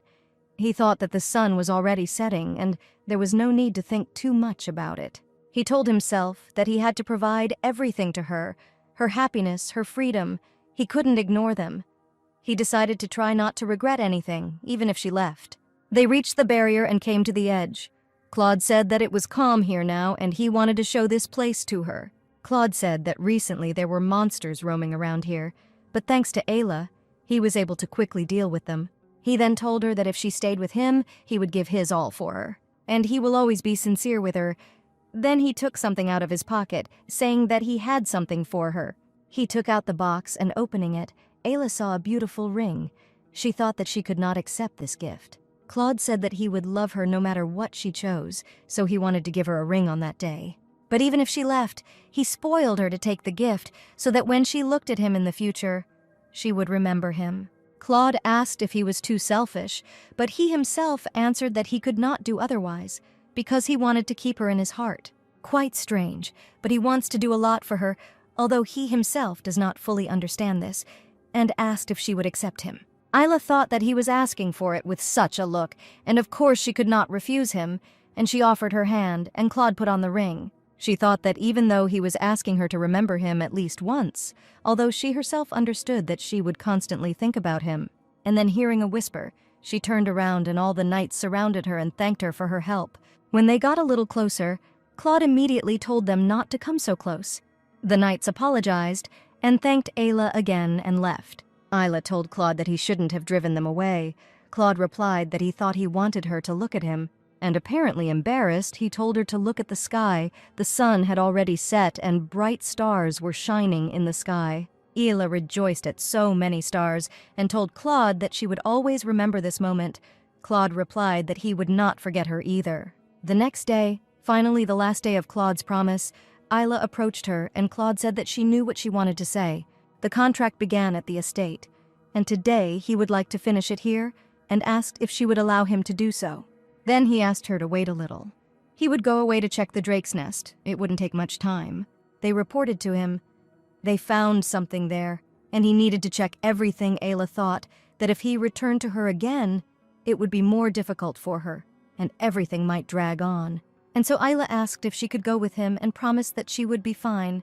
Claude thought that this was the last chance to be with her longer. So he agreed because when they returned to the estate they would have to hang it, and these would be his last moments with Ayla.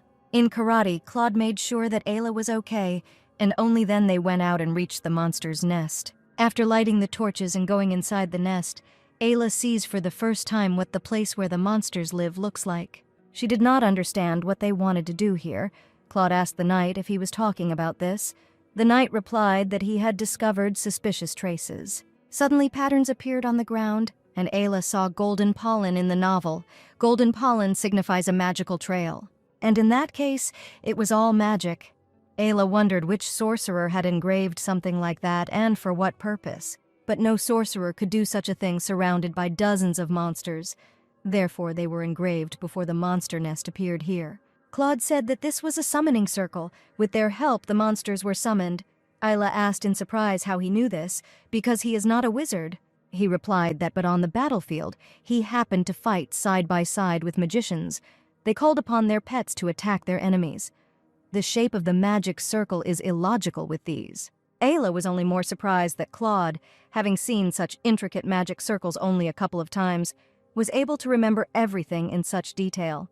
Claude said that he would have to send a wizard here as soon as they returned back, and he would need to carefully check all the wizards on his land. He decided that he would make the culprit crawl on his knees and beg for mercy. He would definitely find out who this bastard was. Ayla wondered how this could even happen, since nothing was said about it in the novel. She wondered why events that had absolutely no connection with the novel kept happening, like a monster attacked her. But Claude managed to protect her. He then took his sword and killed the monster, saying that everything was fine now. Ayla began to cry when she noticed that it was bleeding non-stop.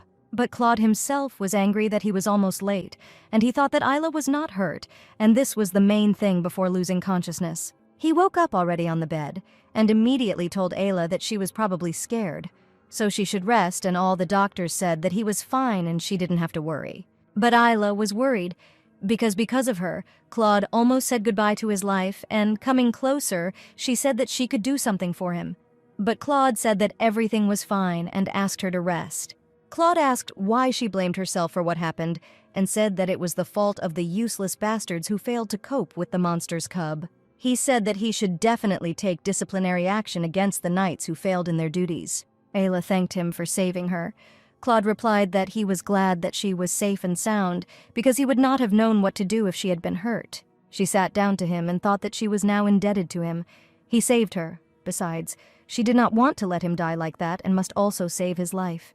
Will she be able to live, pretending that she didn't know anything about it? She told him that she had made up her mind. Ayla thought she had an epiphany when she saw Claude bleeding. Ayla said that she would stay by his side. She was sure that she would not be able to calmly watch Claude die. And she continued that she could not tell him how long she would be with him in any case, while she decided to wait and stay with him. So, first of all, you need to postpone the divorce, because if she leaves him in such a situation, she will be uneasy in her soul. After preventing Claude's death, she decides to return to thinking about divorce. Preventing his death is a completely doable mission. She will see how Claude's life ends, so she is in an advantageous position. Therefore, perhaps he will be able to cope with the task, saving the lives of both Claude and himself. Claude got out of bed and said that he was grateful that she had made such a decision. He respected her choice and would try to make sure that she did not change her decision. So that she never wants to leave him, he will do everything possible for this. Even though she made this decision that night, she is now more determined. First, she decided to deal with this world, and at all costs, she would survive with Claude. The next day, a priestess arrived to completely heal Claude's wounds, since the Duke's fame had spread throughout the country. The temple, which did not want relations with his family to deteriorate, immediately sent a priestess to him. Ayla greeted the priestess, thanking her for coming and saying that his lordship was in his room. The priestesses here worship the goddess Rahasa, who is considered the goddess of peace. The priestesses can cast out demons with the help of the divine power that is bestowed upon them, but they can also heal illnesses and wounds. To heal such severe wounds as Claude's, you need to be a fairly high-ranking priestess. Claude undressed, and the priestess began to heal his back, and in the blink of an eye the wound healed as if it had never existed. Ayla was happy, because if the wound had healed, it meant he was no longer in pain, and she thanked the priestess, saying that she couldn't even find the words to express her gratitude. As expected of a priestess, she was very modest in both words and deeds, and for some time she decided to visit their temple. Ayla asked if she could find out her name, and the priestess replied that her name was Siren. Then Siren asked Ayla to speak with her alone. The Siren asked Ayla for permission to test her energy. The priestess felt that her energy was somehow different from other people. It turns out that she felt that she had a different energy, and if it was suddenly revealed that she was not Ayla, she could be expelled using some kind of ritual. The priestess took Ayla by the hands. Ayla felt warmth, and the Siren finished quite quickly. She said that at first she thought she sensed an energy similar to divine power, but after checking, she realized that it was different from her. Siren asked if she had noticed any oddities in her body. Ayla thought that the situation where she became Ayla was in itself unusual. But she didn't tell the priestess this. Of course she didn't say it. The Siren said that if during the whole time nothing special happened to her body, then maybe it was just because of a different spirit from the others. Because every person has his own spirit, and probably my lady has become the owner of the most extraordinary of them, Cyrena added. Ayla thought that her spirit was more unique due to the fact that she switched souls, and Siren said that she should go to the temple and wished her a good day. After she left, Isla breathed a sigh of relief and decided to quickly return to Claude. But when she went to see him, she saw that he was still changing clothes and said that she could come back a little later. But Claude replied that he was almost dressed. He felt that the atmosphere was a little different from usual and asked if something had happened. Ayla said that she wanted to discuss future plans and said that they should talk to Noah first, because he is a very important person to us. The first point of the plan to save them, she must use Noah, who can begin to distort the original story. Claude was a little nervous, and Ayla kept saying that she just wanted him to seriously think about what she told him from now on. He asked if she was talking about the blacksmith who forged the swords, and Ayla nodded approvingly, thinking that valuable talents should be treated properly. And she said that Noah has an exclusive contract with her, so she wants to make sure that he will not want for anything, and he needs a place to work, so she would like to prepare a new forge soon. It would be great if she became the largest and best forge in the empire. Claude replied that he would do so, and asked if she needed anything, Ayla replied that in order to produce magic swords, it was necessary to organize an uninterrupted supply of magic stones. Isla said that she was going to study again how to manage internal affairs from Henry, since she was the mistress of this estate, and would try to fulfill her duties. She herself thought that she would do everything as long as she stayed next to him. She said that she had long since stopped doing any business, so she had completely forgotten how to work. Claude replied that she could do whatever she wanted, and when Isla decided to return, Claude stopped her. He said that it seems that blacksmith is important to her and asked where he ranks in importance to her. Ayla was surprised why he suddenly asked such a question, and suggested that it was all because of the money invested in Noah. In that case, it would be better if she said that he's very important, but not too important. So she said that he is in third place, because he is a genius the like of which cannot be found in the entire empire. Therefore, if he invests in him now, he will benefit. Ayla did not finish speaking as Claude interrupted her. Claude asked her who was first on her list, and Ayla calmly replied that he was second, and Claude asked who was first then. When Ayla began to say that, of course, she was the first one, Claude no longer heard her and asked her not to speak. Claude thought that if they heard the answer, he would only become even more confused in his feelings. If he was on the second, then he needed to get around that person. And he himself became embarrassed, thinking that he had to try hard for first place, so he said that he had important business and he had to go. But before the door, he admitted that he would try, so that she would not regret her decision to stay by his side. And he swore that he would give her everything and do anything for her. Then again he asked her to stay by his side. So the day came to return to the ducal castle, as Isla decided to stay with Claude. Janice and Rosen officially became her bodyguards. Isla thought that she felt like she was returning home after a long time. At the entrance to the castle, Henry greeted Isla. She got out of the carriage and said that she was glad to see him, and felt as if she had not seen him for 100 years. Henry also replied that he was glad to see her, and Claude advised her to rest. Ayla returned to her room and Lena greeted her joyfully, saying that she missed her very much and that she was worried about her. Lena noticed that she was laughing and asked why. Ayla replied that she was just glad that now the city and her family were safe. "There are so many joyful events happening around," Ayla said, and Lena replied that she had heard all the news and was very grateful to her. Ayla said that during all this time, she endured all the difficulties with steadfastness, and now she does not need to worry about anything. Lena continued to cry, but now she was happy and thanked Ayla for her care. Ayla was finally convinced that she had made the right choice when she went to the city, but now she was already thinking about how she could save Claude.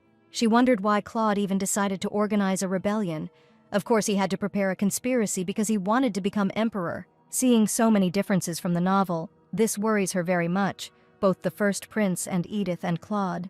Also, the novel doesn't mention who summoned the monsters, so maybe there is another reason why Claude organized the rebellion. Because he is not a reckless man who blindly commits treason just because he covets the throne. If it's about power, then he already has enough of it. Perhaps he desires absolute power, or he doesn't like the prince. In this case, she even understands him a little, but be that as it may, that idiot is the main male character of the novel. Moreover, if the army has not yet been mobilized, then even if Claude is indeed plotting treason, everything seems to be still in the planning stages. In this case, she has a chance. The month that she promised Claude has passed, but there are still 5 left before he is killed for treason. Firstly, efforts must be made to prevent a riot. Having found evidence of the impending conspiracy, she will have to convince Claude not to do this. But of course, there is no guarantee that he will listen to her. Isla decided that while she was next to Claude, she had no choice but to simply look for evidence and reasons for the betrayal. She came up and told Henry that he probably heard himself that she was going to take care of the internal affairs of the residents. Henry himself was very happy and said that he would prepare everything thoroughly so that my lady could calmly return to business. But when Ayla started, she couldn't imagine that she would need to deal with so many things. She was already thinking about going back to her old routine of just eating, walking, and sleeping. But she brushed those thoughts aside and decided to get serious about it.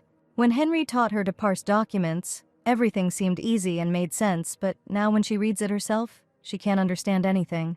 2 days later, Noah sent Ayla a letter thanking her for the new forge and describing how excited he was to work there. He thanked her for providing so many magic stones, and Noah worked hard every day to meet her expectations. Rosen approached Ayla and asked if she was working too hard and said that lately she had no time to even talk. Isla replied that nothing could be done about it, even Henry at random, because she had completely stopped messing around. She asked if he knew where Claude was now, and Rosen replied that he was now at the training ground with other knights, and Ayla decided to go there. If Noah makes more magic swords, soon all the knights will be able to use them. Claude noticed Ayla and asked what she was doing at the training ground, and Ayla replied that she heard that he had prepared a new forge for Noah and came to thank him. And Claude replied that he had not done anything special, because in any case it would pay off. Ayla told Rosen that he didn't have to follow her and allowed him to enjoy his free time and went for a walk with Claude herself. Claude said that the investigation did not yield any results, except that these are indeed magic circles that cause monsters, the work of a dark magician, because monsters can only be summoned by a warlock who practices forbidden magic, but he does not know which sorcerer would dare to do such a thing. Claude said that she didn't need to worry because she was next to him. Ayla asked if he told the other aristocrats. He replied that everyone was confused, and there would be a lot of talk about this at the upcoming banquet in honor of the founding of the country. According to the novel, this event will take place in 2 weeks, and maybe he will actually find something there. The next day, Ayla went to the jewelry store and thought that at the banquet in honor of the founding of the country, it would be enough to make a diamond necklace. Last time, she put a stop to the arrogant behavior of the nobles, so now this kind of thing will not happen again. There is no gem equal to this diamond, because it is the most precious stone in the empire, belonging to the trailer of a kingdom that fell 100 years ago. This woman is Fiona. She is the owner of a jewelry salon and is known as a skilled craftsman in the processing of precious stones. Thanks to the fine craftsmanship and beautiful designs, her jewelry was popular among both aristocrats and the imperial family. Ayla gave her her diamond and said that she wanted her to make a necklace with that diamond. Fiona immediately recognized Princess Shay's diamond and said that it was a great honor to see such a thing in real life. Ayla asked to create a necklace of her own choosing for the day the country was founded. The girl thanked her for entrusting her with the diamond and promised to do everything in the best possible way. Claude suggested that she choose something else since they came here, but Ayla said that she had enough jewelry. Fiona said that among the gems delivered to this salad, there was one that would be perfect for her, a beautiful ruby, which is called the Tear of the Sun. It harmonizes perfectly with my lady's fiery hair, and Claude said that they take it. And while they were looking at the jewelry, the crown prince and Edith came into the salon. Ayla immediately became sad, but still bowed and said that she was honored to welcome the prince. Claude came forward and also greeted the prince. Edith also did not remain silent and said that she was glad to meet them. The prince told Ayla that he allowed himself to be called by name when they meet again.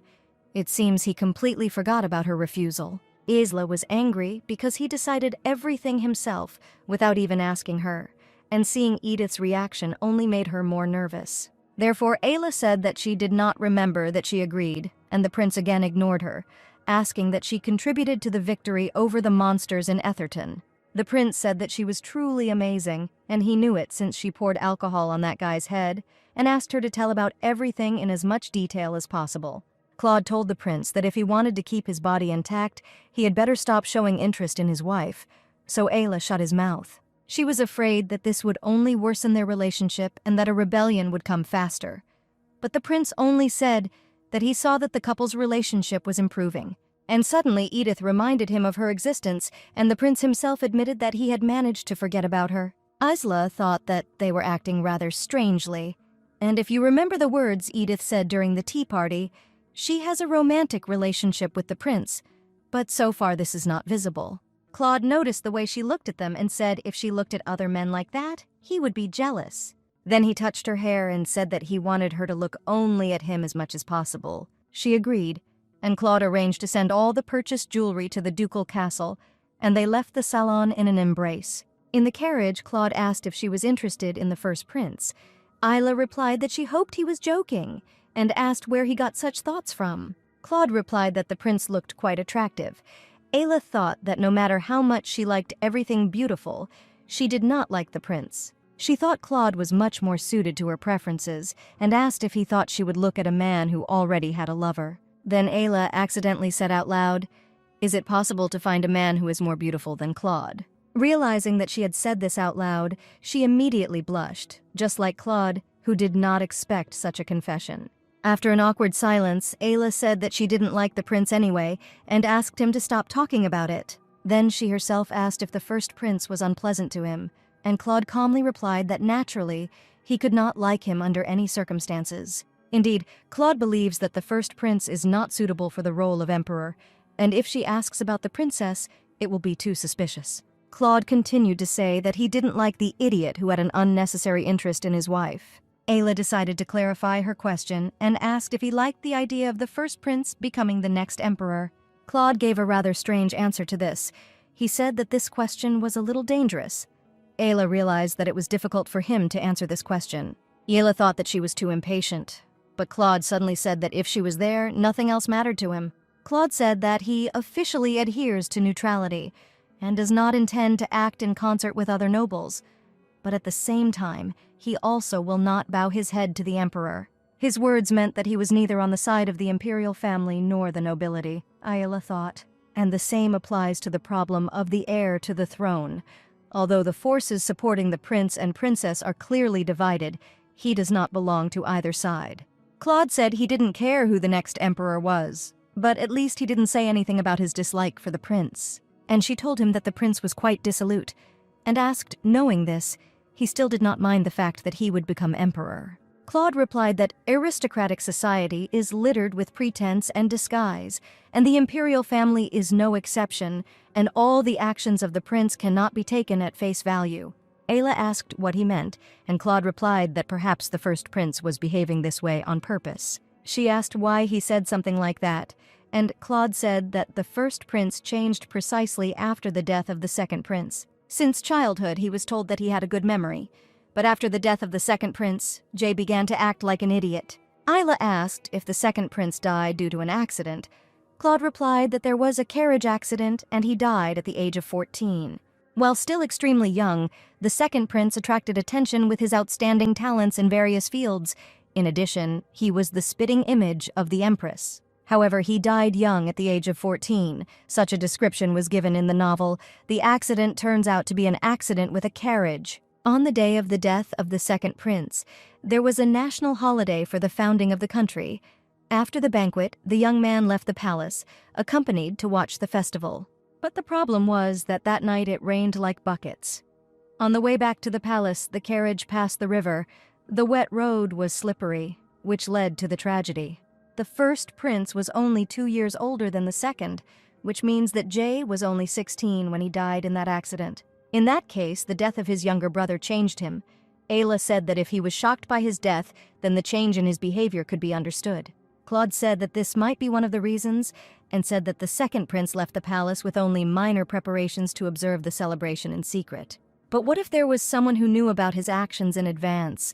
Ayla asked if he thought that someone planned that accident. Claude replied that there was something strange about the accident. When the search party went down and found the body of the bodyguard, there was a puncture wound on his body, but it was difficult to confirm this, since the body was in the water for too long, and the investigation did not give them anything. In addition, sometime later, the empress, who was investigating the accident, suddenly died. Some say she was poisoned. And the emperor, who could not find out anything about their death, chose to close the case, and it was during that period that the prince changed. He must have thought that someone had disguised his brother's death as an accident. There is clearly an uncertain aspect to this death, which means there are people who threaten the imperial family. The forces were powerful enough to end the lives of the prince and empress. That's why the prince may have decided to try to survive in this way, decided to become reckless and act like a fool. Indeed, he seemed completely normal when talking to Edith, even though their relationship was rather awkward. Of course, this is just his guess, but the imperial family is a complex place, so this possibility cannot be completely ruled out. Even if the prince intended this, his actions are still unpleasant for Claude, especially the fact that he is trying to get closer to Ayla. Claude said that, as expected, it would be much better if the princess became the emperor's successor. It was surprising to learn that the prince could just be pretending, but something else was even more stunning. She remembered how Claude said that he didn't care who might become the next emperor, but still he decided to rebel. Ayla was tired of such thoughts and decided to take a little nap, and then think about everything again. But when she opened her eyes, she saw Claude, who had gathered his army. This scene is a prelude to the ending of the novel, the part where Claude tries to rebel, but the prince attacks him and kills him. It looks like he is going to lead his army to the imperial palace, but they were never able to get there. Because the prince attacked the duchy before Claude advanced with the army, suddenly, Claude declared that the emperor was vicious, and the corrupt imperial family was rotten to the roots. Claude continued that this way he would wash away this rot with the blood of the reigning family. Ayla stepped forward and tried to talk to Claude. However, Claude said that he would cut off the head and soak the throne in blood, and then kill all members of the imperial family to stain the imperial palace with their blood. He decided to show everyone what the anger of the Reinhard family is. Ayla thought about what he was talking about.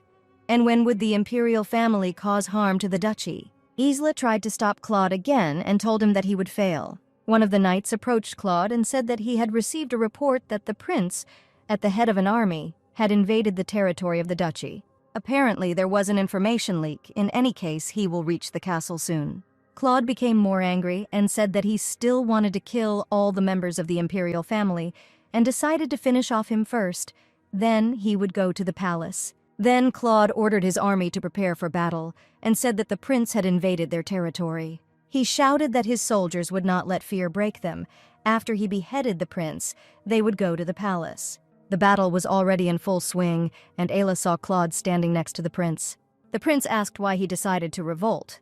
Claude replied that he did not dare to ask about such a thing because he himself knew everything perfectly well. The prince said that he understood perfectly well that the probability of failure was high, and if he lost, then all his people would die, and asked if he really didn't care about his people, and reminded that his wife would be executed just like him. Claude said that he should not dare talk about Ayla, because she is important to him. Claude said that he was not going to tremble in fear because of a scoundrel like him. The prince used his magic sword and attacked Claude. The prince admitted that Claude was really strong. There was no other monster like him. But then the prince said that his people would not be able to hold out. Ayla noticed that Claude would cope with difficulties without effort. However, even though his knights are holding up better than expected, they already look pretty exhausted. Claude told the prince to stop yapping, and the prince attacked the duke again. But with a sword like Claude's, he wouldn't last long, and so it happened. The prince was able to wound Claude. Claude asked him not to touch Ayla, because he was the one who planned everything. He said that Ayla didn't know anything, so he just asked to leave her alone. The prince apologized, but said that it no longer depended on him, and he could not do anything, even if this was his will. Ayla started screaming at the prince that he had just killed him, and now she was saying that he couldn't do anything. She ran up to Claude and asked him not to close his eyes. She hugged Claude with tears in her eyes and begged him not to die. Suddenly someone called her. At first, it seemed to Ayla that it was the priestess Siren, but then she realized that this was not so. That girl asked Ayla if she could prevent Claude's impending death, and Ayla shouted to her that she was ready for anything and asked what she should do for this. And that's how she woke up. She thought that she had dreamed about the plot of the novel, but the dream was too clear. And besides, that dialogue was not in the novel. After all, maybe that dream was an illusion made up by her, and there was also a girl who looked like Siren. As soon as Ayla got dressed, she ran to Claude's office. Claude asked why she looked so pale. Claude stroked her hair and asked if she was sick. Ayla replied that she was fine. She was glad that Claude was okay and asked how he was feeling. Claude replied that he was as healthy as an ox. Ayla apologized for coming to him so unexpectedly because he was probably busy with work. But Claude replied that even if he was busy, she could still come to him. She noticed a letter on the table and asked what kind of letter it was. Claude replied that it was a message from the temple.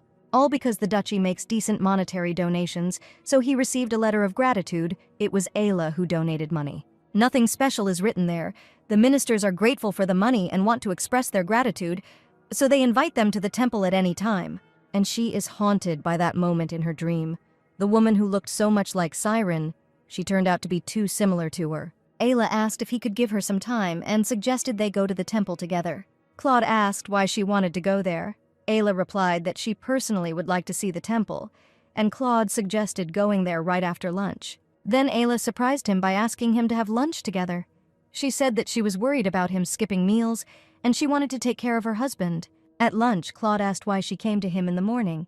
Ayla said that it was nothing special, and he didn't have to pay attention to it. Of course, it was not an ordinary dream at all, but it seems she will look funny if she says that she came running to him because of some kind of nightmare. But Claude said that she could tell him everything, and Isla asked him not to laugh and said that she had a bad dream. Isla said that she saw something she never wanted to see. Claude replied that a dream was just a dream, and what happened in the dream could not affect her in any way. Claude said that he was nearby, and no matter what happened, he would under no circumstances allow this to happen. Isla said that Claude must definitely keep his word, and she herself thought that she did the right thing by coming to him. They then went to the temple. The priest greeted them and said that they were honored that she had decided to honor them with her visit. There was no need to provide such a warm welcome, apparently. The amount of money was much greater than she thought. Ayla said that she would like to explore the temple, and she also wants to see Serena to thank her for her help. The priest said that he could tell Serena to show her the temple herself. Priestess Serena came to accompany them. Serena said that she was glad to see her again. Ayla said that she was also glad to see them, and thanked her again for her help.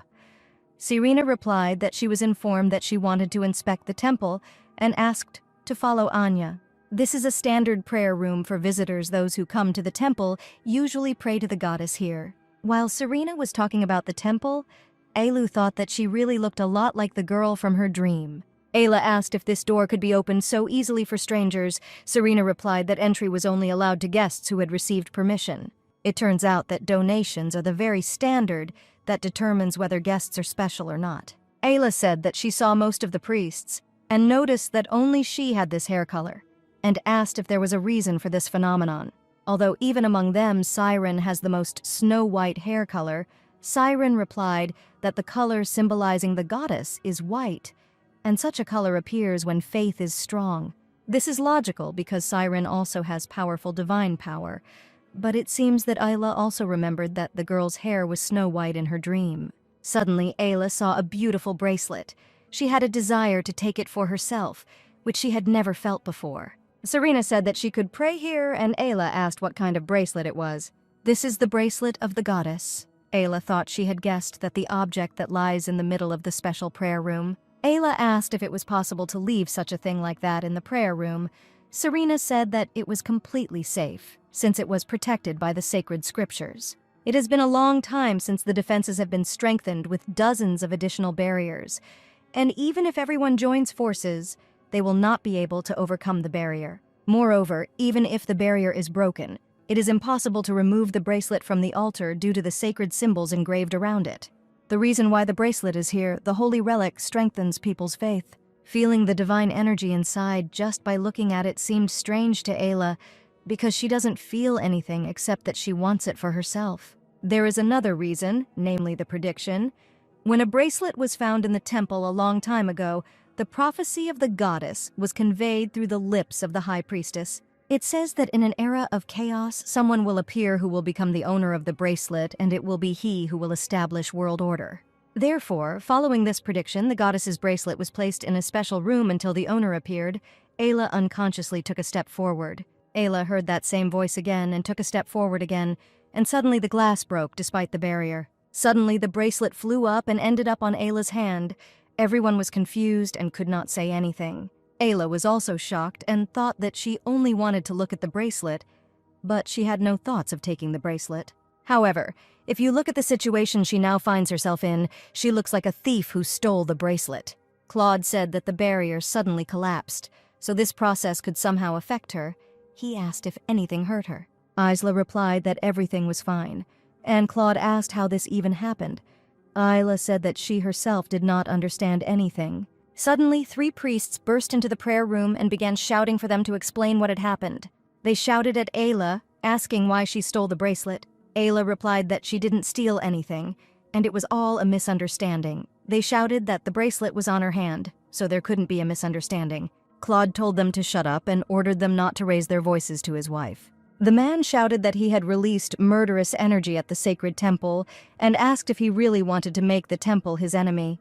Claude replied that he could go for it, since they treat the mistress of the house Reinhard as a thief. Ayla explained that she did not intend to steal the bracelet, and the man said that she should explain herself. Claude told him that if he wanted to save his language, he had better be more polite. Ayla asked him to calm down and thought why he was behaving this way. because you can't resist the temple. Also, according to the novel, Claude is destined to lose, so he must maintain friendly relations with the temple, and Ayla said that she really didn't do anything. She doesn't know how to overcome the barrier, and she simply raised her hand, and suddenly the barrier broke, and the bracelet flew in her direction. And the priestess Siren also saw everything, how the barrier suddenly disappeared, and Siren replied that everything was so. In addition, she had no desire to own the goddess's bracelet, and she herself does not understand how the bracelet ended up on her hand.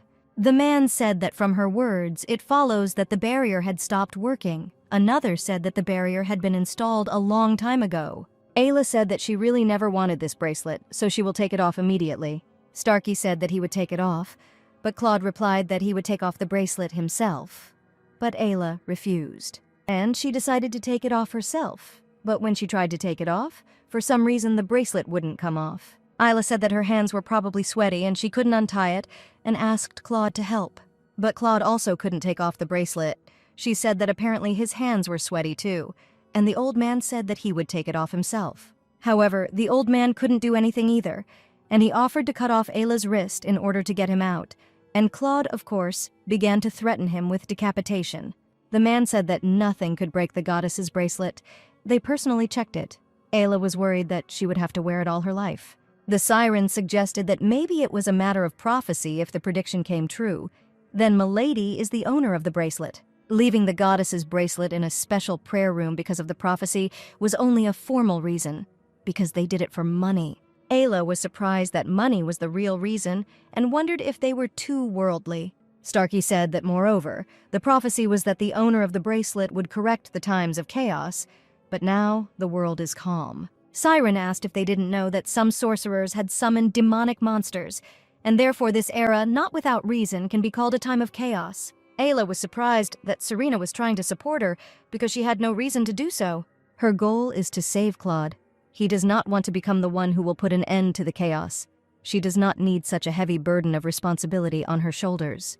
The priest said it was strange that the Duke received the bracelet because he shed so much blood in battles. The old man said that if the owner of the bracelet, then my lady should try to use its divine power. The man said that if my lady could do this, then there would be no doubt that she was the owner of the bracelet. Shouldn't they at least tell him how to use it? She began to imitate what she saw other priestesses use their magic. However, no matter how hard she tried, nothing happened. Ayla said that she was probably not the owner of the bracelet and asked how she could remove it. The man replied that they themselves don't know. No one has looked for the bracelet until now. First, they'll have to leave everything as it is for a while. Claude ordered them to remove this thing from her wrist right now, or soon there would be no more temple in the Empire. He accused them of not having installed a good barrier themselves, but of daring to treat his wife like a thief, even though they themselves did not know how to remove it. Apparently they long for death. The priests apologized for what happened and said that they are still at a loss as to why the barrier disappeared. Claude asked if they didn't install it, and now they say they don't know why. The old man apologized and said that they were all figuring out how to safely remove the bracelet and asked to reduce their anger.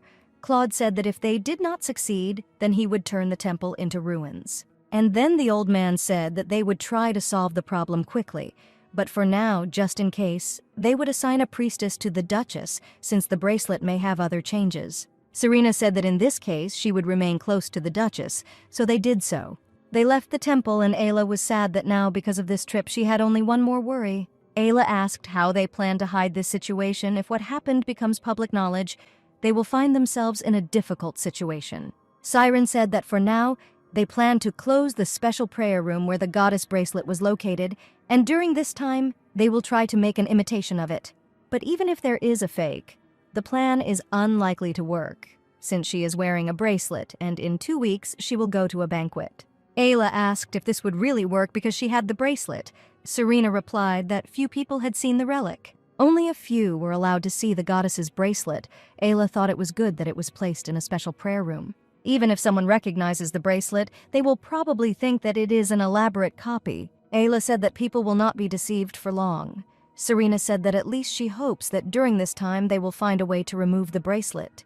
Claude said everything will be fine, but he still can't believe what happened, and they will all have to work hard. The siren became quiet, and Ayla asked why the siren volunteered to accompany her. And she replied that in fact she thinks that she got the bracelet because she has unusual energy. If you think about it, last time Serena said that she felt a special energy that emanated from her. The person who becomes the lord of the holy relic must have a dud that is different from ordinary people. Ayla began to worry a little and thought about what she wanted to say by this. Siren said that she believes that the person referred to in the prophecy is her. She confidently said that she thinks that she is the owner of the bracelet. Ayla said that this is impossible because she cannot even use the holy relic. But Serena still believed that she was the mistress. Ayla wondered why Serena, who looked quite adequate, behaved this way. And then the siren said that she was going to watch the prophecy come true. Claude was also worried and asked if she was okay, and said that if something happened to her, she should tell him about it. Ayla said that she was completely fine and reminded that she was repeating this for the 13th time, and the priestess also said that everything would be fine. She said that at the temple she promised to do everything possible to remove the bracelet from her hand as soon as possible. Isla advised him not to worry. Claude said that he could not help but worry, because what happened had a direct bearing on her. They returned to the duchy, and Henry, as always, greeted them and was surprised when he saw the priestess. Ayla told him the whole situation and asked him to allocate a room for her where she could perform her daily prayers. Henry said that he would take her to the room assigned to her. Isla continued to worry about what had happened. Claude said that in the palace, with the exception of him and the priestess, no one else saw the holy relic, so she can be calm. And only the banquet causes concern, because all the high-ranking nobles will gather at this event, and they can recognize the relic. Ayla said that she can say that she made an imitation bracelet. There is hardly anyone who can determine its authenticity. Besides, Ding might be able to find a way to remove the bracelet by then, so she asked him not to worry. Claude said that she was probably tired because of such an unexpected incident, and Ayla apologized for causing him so much trouble because of her. But Claude replied that she didn't do anything wrong, so she didn't need to apologize. Ayla blushed and thought that it was probably because Claude's eyes were directed at her, or because he touched her cheek. The thought came to her that she wanted to stay next to Claude as long as possible, but she said out loud that it was time for her to go. Ayla lay down on the bed and thought that he shouldn't behave like that, and why, unlike others, he treats her with warmth. This makes her heart flutter more. Claude is probably trying to show his closeness in this way, and not because he loves her. And if she had not talked about divorce, he would not have treated her this way. He simply realized that Ayla was also a person who could disappear at any moment. Later in the evening, Claude knocked on Isla's room and asked permission to enter. Isla wondered why he came at such a late hour. Claude came into the room and said that she still hadn't gone to bed. Isla said that she was just getting ready to go to bed. Then Claude said that he came to put her to bed. He took a stool and said that she had a nightmare. Therefore, he came here to be by her side until she ends up in the kingdom of Morpheus. He helped her lie down and sat down on a chair and advised her to sleep. Now she is not alone and can feel safe. Claude said that he would remove the bad dreams from her so she didn't have to worry. Ayla felt comfortable, but when Claude told her not to worry about anything and that he would protect her, fear enveloped her. For a second, she was paralyzed with fear. It felt as if she had already heard these words before. Claude noticed this and asked if something had happened, but Ayla, a little confused, said that everything was fine. Definitely the day was too busy, and apparently it was a hallucination. Then she took his hand and asked him to be nearby. Ayla asked him to lie next to her rather than sit on a chair. She convinced herself that there was nothing special about it. She said that she was even more scared by the thought that someone was sitting on the chair and watching her. Claude asked if he could do this. Ayla replied that she allowed it. He replied that he would be there until she fell asleep. Claude lay down next to her and Ayla asked to take her hand. So they spent the night together. And in the morning, Ayla woke up early in the morning and saw that Claude was not around, apparently returned when she fell asleep, and the bracelet was still on her hand. Isla stood up and Henry asked permission to enter. Isla allowed it, then asked where the priestess was. Henry replied that she had just performed a ritual. She asked him to take care of her breakfast, but then said that it would be better if he personally invited her to have a cup of tea with her. Henry ordered tea to be brought to the mistress's room. Ayla went into the mistress's room and offered to drink tea with her. They sat down, and Ayla immediately asked if there was any news from the temple. Serena replied that only one day had passed. Of course, they had not found anything yet. Serena replied that she had not yet received any messages, but as soon as there was any news, she would immediately inform her about it. Ayla herself realized that she was in vain waiting for quick news. because the barrier that had not been broken for decades was destroyed only yesterday. Then Ayla said that she was interested, that at the first meeting, she said that she felt unusual energy in her body, but the other priestesses did not say anything like that. Ayla asked if she could be wrong, and Siren replied that she knew that the color white symbolizes the goddess, and her color is much lighter than others. Thanks to the love of the goddess, she was given this hair color from birth. Therefore, she has stronger senses and more powerful divine power than others, and therefore she can sense things that others cannot. Ayla then asked if she planned to attend the banquet in honor of the founding of the country.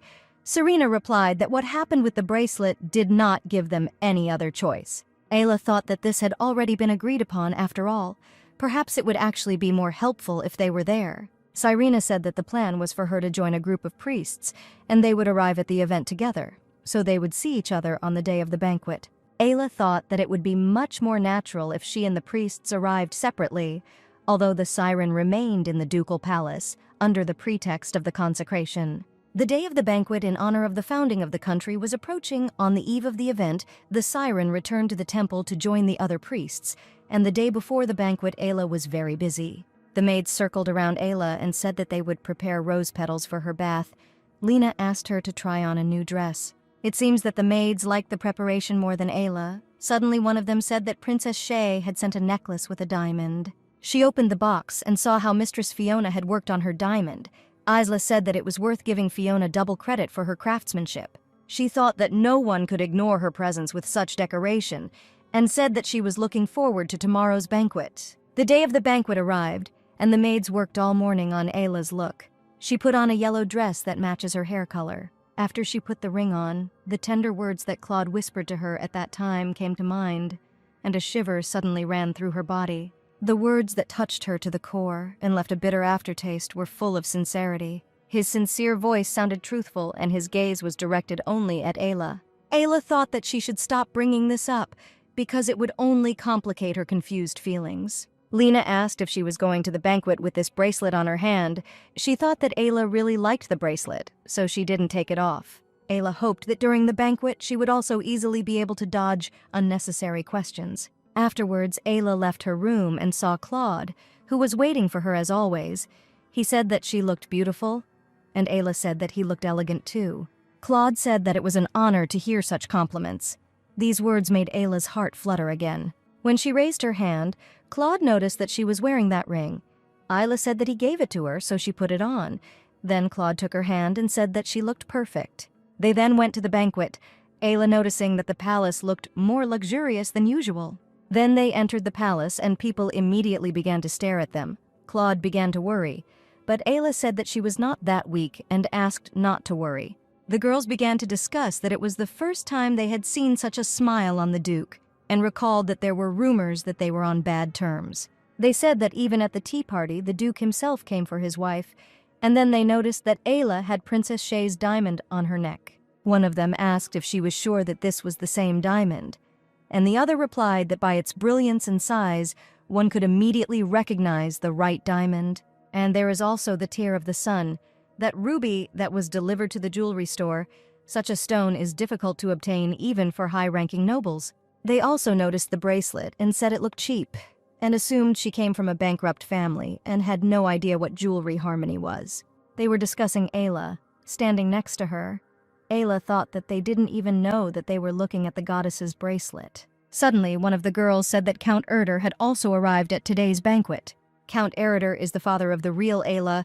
For some reason, this news scared Ayla very much.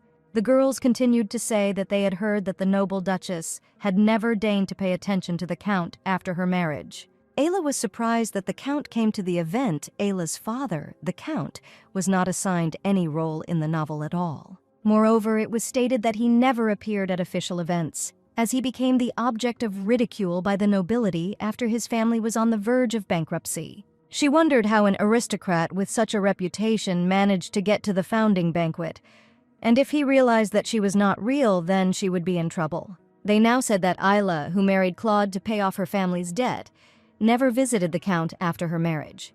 This plumage is too different from the image of the real Ayla described in the novel. In the novel, Ayla married Claude for the sake of her family, and most likely it was a forced marriage, so she does not have warm feelings for the count. Indeed, if he is a father who, without thinking about the future, incurred a lot of debts, then sold his daughter, whereas, as was said, Ayla does not like her father. Apparently, the plan according to which she was going to go to her family's palace after the divorce and live a comfortable life there was thwarted. Ayla hugged Claude's hand and wondered if she should sell some gems and decided to be more careful if she met her father. Then the Emperor, the first Prince and Princess Dorothea arrived. They sat down at the table, and the Emperor began his speech. He said that he was glad that everyone had gathered for the founding day of the country, and promised, like the previous emperors who defended it, he also vows to sacrifice his life for the sake of the empire. Dorothea then rose and asked to enjoy this banquet, and raised her glass in honor of the beginning of the celebration. A boy approached Ayla and offered him champagne. Ayla politely declined and told Claude that the atmosphere was freer than she thought. It's strange. It is so different from her assumptions. There is an opinion that the national holiday of the founding of the country is a happy day. Therefore, everyone prefers to freely indulge in pleasure. And then Ayla noticed that the temple with the siren had already arrived. Ayla suddenly felt uneasy and hugged Claude again when she noticed her father approaching them. Her father immediately started shouting that she at least knew how much her father missed her. He continued to shout at her while saying that he missed her. At that moment, she learned for the first time that Count Erder had been writing letters to the real Ayla for a year. Apparently, she ignored his letters, so he stopped drying them. Then he tried to touch her. But Claude stopped him and said that he should first show respect to his wife. The Count began to shout that this was his daughter, and the father just wanted to talk to his daughter. Ayla thought that he did not participate in official events because he did not want to be ridiculed by the other nobles, and asked what he wanted to tell her. The Count said that he had a very important conversation. Ayla asked Claude to wait and said that she wanted to talk to her father. Still, it seems to her that he won't be happy to reveal it if Claude goes with them, after all. He made it clear that the conversation concerns only her. Claude released his hand and said that he was going to accompany her to the entrance to the terrace. When they went out onto the terrace, the Count asked if she was going to completely disobey the order. Ayla, of course, did not understand anything and said that she did not remember something well and asked what order he was talking about. The Count began to shout at her not to pretend and asked if she was really so in love with the Duke that she disobeyed the Emperor's orders. He said they were in such a pitiful situation, and in any case, since all this was being done for the sake of the family, she would also have to sacrifice her life. Ayla thought that he himself had squandered all the money and got into huge debts. And now he was saying this, and said that her family was now the ducal family of Reinhard.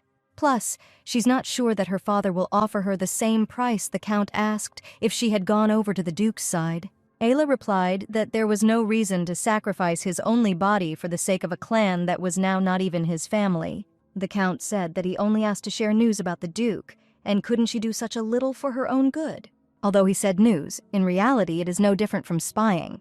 She said that she was not going to become a spy.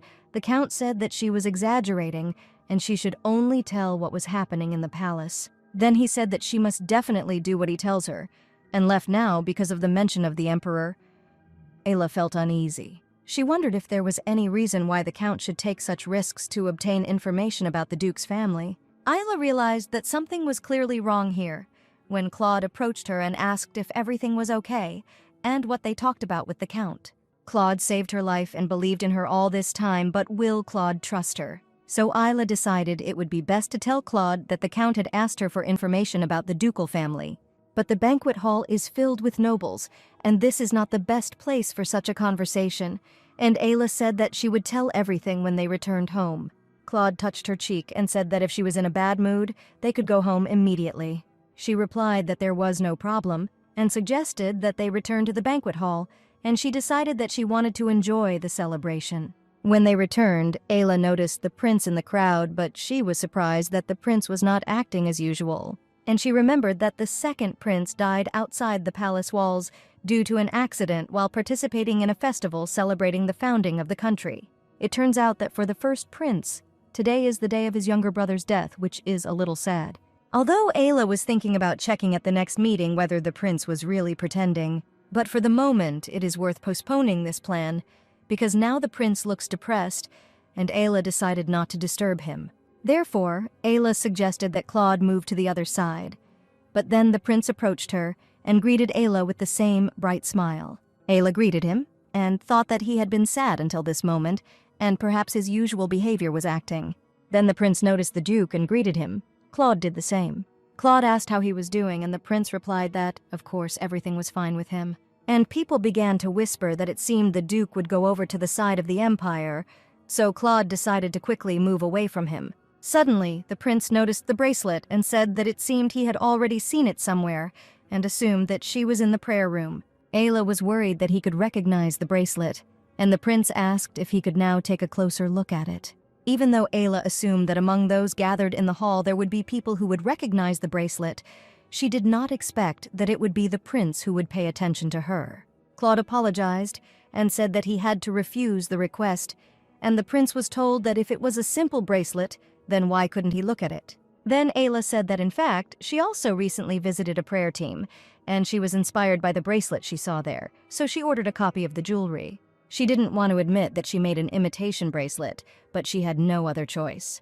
The prince said that he could not be distinguished from a relic, probably because he saw the original, but fortunately he did not understand anything. Suddenly someone called the prince's name, and both Ayla and the prince turned around in bewilderment. It was Edith, who was very upset when she saw the interest the prince was showing in another girl. Edith said that he had never looked at her with the same smile and ran away crying. Ayla started screaming at the prince why he was just standing there and if he was going to run after her. If you think about it, the prince's attitude towards Edith in the jewelry store was also strange. As soon as she uttered just one phrase, the prince immediately fell silent. And now the same thing is happening. Perhaps Edith somehow influences him. Isla pushed the prince away, saying that he should go talk to her. It seems the prince still hasn't come to his senses, and Ayla was worried that he wouldn't be able to explain everything to her in this state. Claude asked what she was going to do, and Isla replied that she thought she should go after Edith and explain everything to her. Then Claude replied that he would also go with her because he did not want her to be alone with the prince. They went out into the garden, and Isla noticed them in the distance. The prince was telling Edith that he was not interested in anyone. Ayla didn't hear anything because she was standing far away, and when she wanted to come closer, that boy from the palace touched her. Claude asked if she had twisted her ankle, and when she answered in the negative, he told the boy that he was too careless and he should be more careful. The boy apologized, and Ayla said that everything was fine and he was probably surprised, and invited him to return to his duties. Isla asked Claude to be understanding because the boy was still very small, but then she noticed that her bracelet was lit up. But then she returned to Edith and the prince. Edith screamed why he was showing such a special attitude towards the Duchess. Ayla decided to explain everything to Edith herself and said that she thought she had misunderstood everything. But suddenly, Ayla noticed the servant who was standing behind the prince and Edith. He suddenly began to use dark magic. Claude immediately ran to her, and the boy threw his first blow. But Ayla raised her hand and was able to protect Claude, the prince, and Edith. She herself did not understand how she managed to stop the blow, but the boy was not going to stop and was again preparing the next blow. But Ayla raised her hand again and managed to dispel all the magic of the dark sorcerer. Ayla was able to not only repel his attacks, but was also able to attack the boy herself. She managed to use the divine relic, by which time the knights came running and arrested the boy. The priests who were there and saw everything began to call Ayla the owner of the bracelet, and repeated that the prophecy was coming true. People started looking at Ayla and saying that she was wearing that bracelet from the prayer command, and they also started discussing the prophecy. One girl said that now there is no time to discuss all this, because the lady had just stopped the dark sorcerer and saved his highness. Ayla didn't actually intend to save the prince. She was just trying to protect herself and Claude. They began to clap for her and said that she probably hid her abilities so as not to attract too much attention, and began to praise her for her modesty. Ayla didn't particularly like this attention. Suddenly, Serena and other priests approached her, and Serena said that the temple swears with all its might to support the owner of the shrine. Suddenly, the emperor himself appeared in the garden and asked what it all meant. A man ran up to him and said that a sorcerer had entered the banquet disguised as a waiter and tried to kill the prince. Then the emperor ordered the sorcerer to be brought, and Ayla remembered that the novel said that the emperor himself was an outstanding magician, so he could maintain such a youthful appearance. A sorcerer was brought to the emperor and his magic was dispelled, who also hid his true face with magic. The sorcerer laughed and said that the emperor would not be able to find out anything, and suddenly fell to the ground and died with a capsule of poison in his mouth. The emperor ordered his corpse to be examined, and shouted that he would never turn a blind eye to what had happened, and that he would definitely find out everything. Then he approached Ayla and said that her achievement today would never be forgotten. He called her the heroine of the imperial family who saved the prince. Ayla only formally replied that it was a great honor for her to hear such words from the emperor. The emperor said that the celebration was spoiled by an accident and decided to end today's banquet. Suddenly, the prince approached Ayla and surprisingly seriously thanked her for saving him and Edith. Ayla was surprised that the prince thanked her so much. It felt as if this was a complete stranger in front of her. Claude and Ayla came to their karate, and Serena said that she believed that she was the owner of the relic. Ayla asked if they found out how to remove the bracelet, but Serena said that there was no reason to do this now that the owner had it, and asked to visit the temple for a short time. Siren said that perhaps the goddess would give Ayla some message. Ayla thought that she needed to find more information about the bracelet, so she really needed to go to the temple. And the same goes for the power with which she defeated the dark sorcerer. And if you think about it, when she touched the sorcerer, the bracelet sparkled. So she told Siren that when she touched the dark manga, the bracelet began to glow. Siren replied that perhaps through the touch she felt an aura of black magic. Ayla asked if this meant that the bracelet could neutralize the magic of the sorcerer. Since it is the power of the goddess who cleanses the world of evil, the sacred relic purifies black magic and turns it into nothing.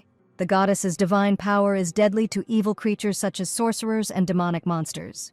This is probably why she was able to defeat the dark sorcerer. Ayla wondered why such things keep happening to her since she is a minor character. Ayla said that she used the power of the bracelet. Does not mean that she is its owner, but Siren said that there is no doubt. This is the law. The chronicles clearly state that only the owner of the relic can use the power of the bracelet. Moreover, having broken through dozens of barriers, he flew straight to her. The temple will soon make an official statement that Duchess Isla Reinhard is a sacred relic. So Serena asked to visit the temple in the near future. The temple will always support the owner of the relic. Claude said that the carriage was already waiting for them, and said that she was shaking all over, and suggested that she herself had not yet realized how shocked she was. Ayla was very annoyed and thought why such incidents were happening, because in the novel this did not happen at all. The characters' personalities are also different. There are additional storylines such as the mysterious death of the second prince and the empress. First, monsters appeared in Etherton, which were summoned, now meet the sorcerer. Claude offered to carry her in his arms, since it was difficult for her to walk. Ayla was embarrassed and said that she was really amazed, but not that much, so she was able to go. Then Claude offered her his hand and said that if things got hard, she could tell him about it at any time. As soon as he noticed the presence of the dark sorcerer, Claude immediately covered her with his body. This time he again tried to protect her, without caring about his own safety. Luckily, she was able to use the bracelet's power, but she can't even imagine what would have happened if she hadn't been able to use the relic. Ayla said that she was a little surprised and asked how Claude was feeling. He replied that he was fine. Ayla said that he was probably surprised. But Claude replied that he was used to this. He had already survived many assassination attempts, although this time everything was different, because he was not the target. To some extent, Ayla assumed that Claude's life had been rather difficult, losing his family at a young age and gaining power that he did not want. But Ayla didn't expect that he faced the fact that someone was trying to kill him so often that it had already become a habit. So Ayla told Claude not to worry anymore, because now she will protect him. Claude replied that such words made his soul calm and thanked her, and suggested that she now rest a little. Getting into the carriage, Ayla asked what she should do now, because if she really is the owner of the relic, this could complicate their life. There are already many people who are wary of the strength of the Duke family, and even the temple has said that it will side with them. A combination of the second most powerful ducal house after the imperial family, and a temple occupying an important position in the empire. Claude said that she didn't need to worry about it. If they were going to hold back their family, they wouldn't be able to leave a single scratch on the Duke's house. Ayla said that his words reassured her. Claude said that she always surprises him. She replied that she herself did not expect that she would become the owner of the relic. Claude said that this was also worthy of surprise, but he was going to say that she slept with him. So he wanted to thank her. He got up and walked towards her. Ayla thought that he was going to kiss her and closed her eyes. However, he simply stroked her hair and sat back in his seat, and said that this was the first time someone had saved him. And although up to this point there were many people who tried to protect him, but in the end, he lost them all. So he wanted to say thank you, and said that in the Imperial Garden, he was really scared because he thought that he could not protect her. Even in front of the dark sorcerer, he acted as if he wanted to shield her from possible danger with his body. And she decided to protect Claude with all her might, and he said that he only needed her to be safe. The next day, the temple announced Ayla Reinhard as the owner of the relic. It was only natural that people were surprised by such unexpected news. And in the end, since she turned out to be the owner of the relic, it turns out that she destroyed the seal with her own hands, and it was not someone else, but she who became the owner of the goddess's bracelet. From the countess, whose family nearly went bankrupt, to the duchess, who was nothing more than a beautiful addition, the woman has not received even an ounce of recognition. She recalled how the other ladies discussed how she wore Princess Shay's diamond necklace, and how her relationship with the Duke had improved. But besides this, there was something else that amazed everyone very much, and when this fact spread, a commotion began in the Duke's castle. Lena looked at the bracelet in surprise, and Ayla said that she could touch it. But Lena politely refused, because the bracelet is a holy relic. Rosen was also surprised, and asked how she was able to get the relic in the first place. Ayla replied that the bracelet flew to her on its own. Henry said that he was also surprised and said that by becoming a mistress, she had attracted the interest of many nobles. He said that they sent her a lot of letters, but now she needs to be careful because the temple is completely on her side, and everyone will be watching her actions. The Reinhard family is neutral and has no desire to be friends with people who have ignored Ayla until now, and asked him to put the letters in order. Henry said that she had received a letter from Lady Edith. He said that he had heard that she had saved her, and asked what he should do with the letter. Ayla really saved her and the prince. It would be nice to take this opportunity to clear up the misunderstandings. She said that she would read it, and Henry gave her a letter in which Edith thanked Ayla for saving her and asked to invite her to his duchy. Ayla said that a little later she would need to send an invitation to Miss Nevelyn to the castle. She then wondered if there were any other letters she should look at, and Henry said that the prince had sent her a letter too. Lena asked why His Highness wrote her a letter. Ayla replied that she probably wanted to thank her for saving her. But before she goes to an audience with the Emperor, she will have to meet with Edith.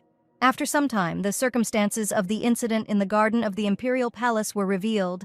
They say that a dark sorcerer stole the servant's appearance, and the poor servant was found tied up in the closet. The report also indicated that it seemed that the sorcerer had entered the Emperor's palace, taking advantage of the relaxed atmosphere at the banquet. It became difficult to find out who was behind him because the sorcerer immediately took poison and committed suicide, but Ayla is sure that this is somehow connected with the same sorcerers who attacked Etherton. Probably not easy. The dark wizards who had been hiding until now suddenly began to appear one after another. One was trying to kill the prince, and the other was caused by a monster at the Duke's estate. She wondered if it would be better to talk to Claude about it rather than deal with it herself. Ayla wanted to say about the incident with her father, but Claude interrupted her and said that if it was about her father, then she was not obligated to tell him anything. She was surprised that he wasn't trying to get information out of her, and then she thought maybe he knew that she wasn't on good terms with her father, and thus was trying to be attentive to her. Then she decided to ask him directly if he knew that she had a bad relationship with her father. Claude replied that he guessed to some extent. Ayla thought that he did not talk to Isla, but he was able to understand it.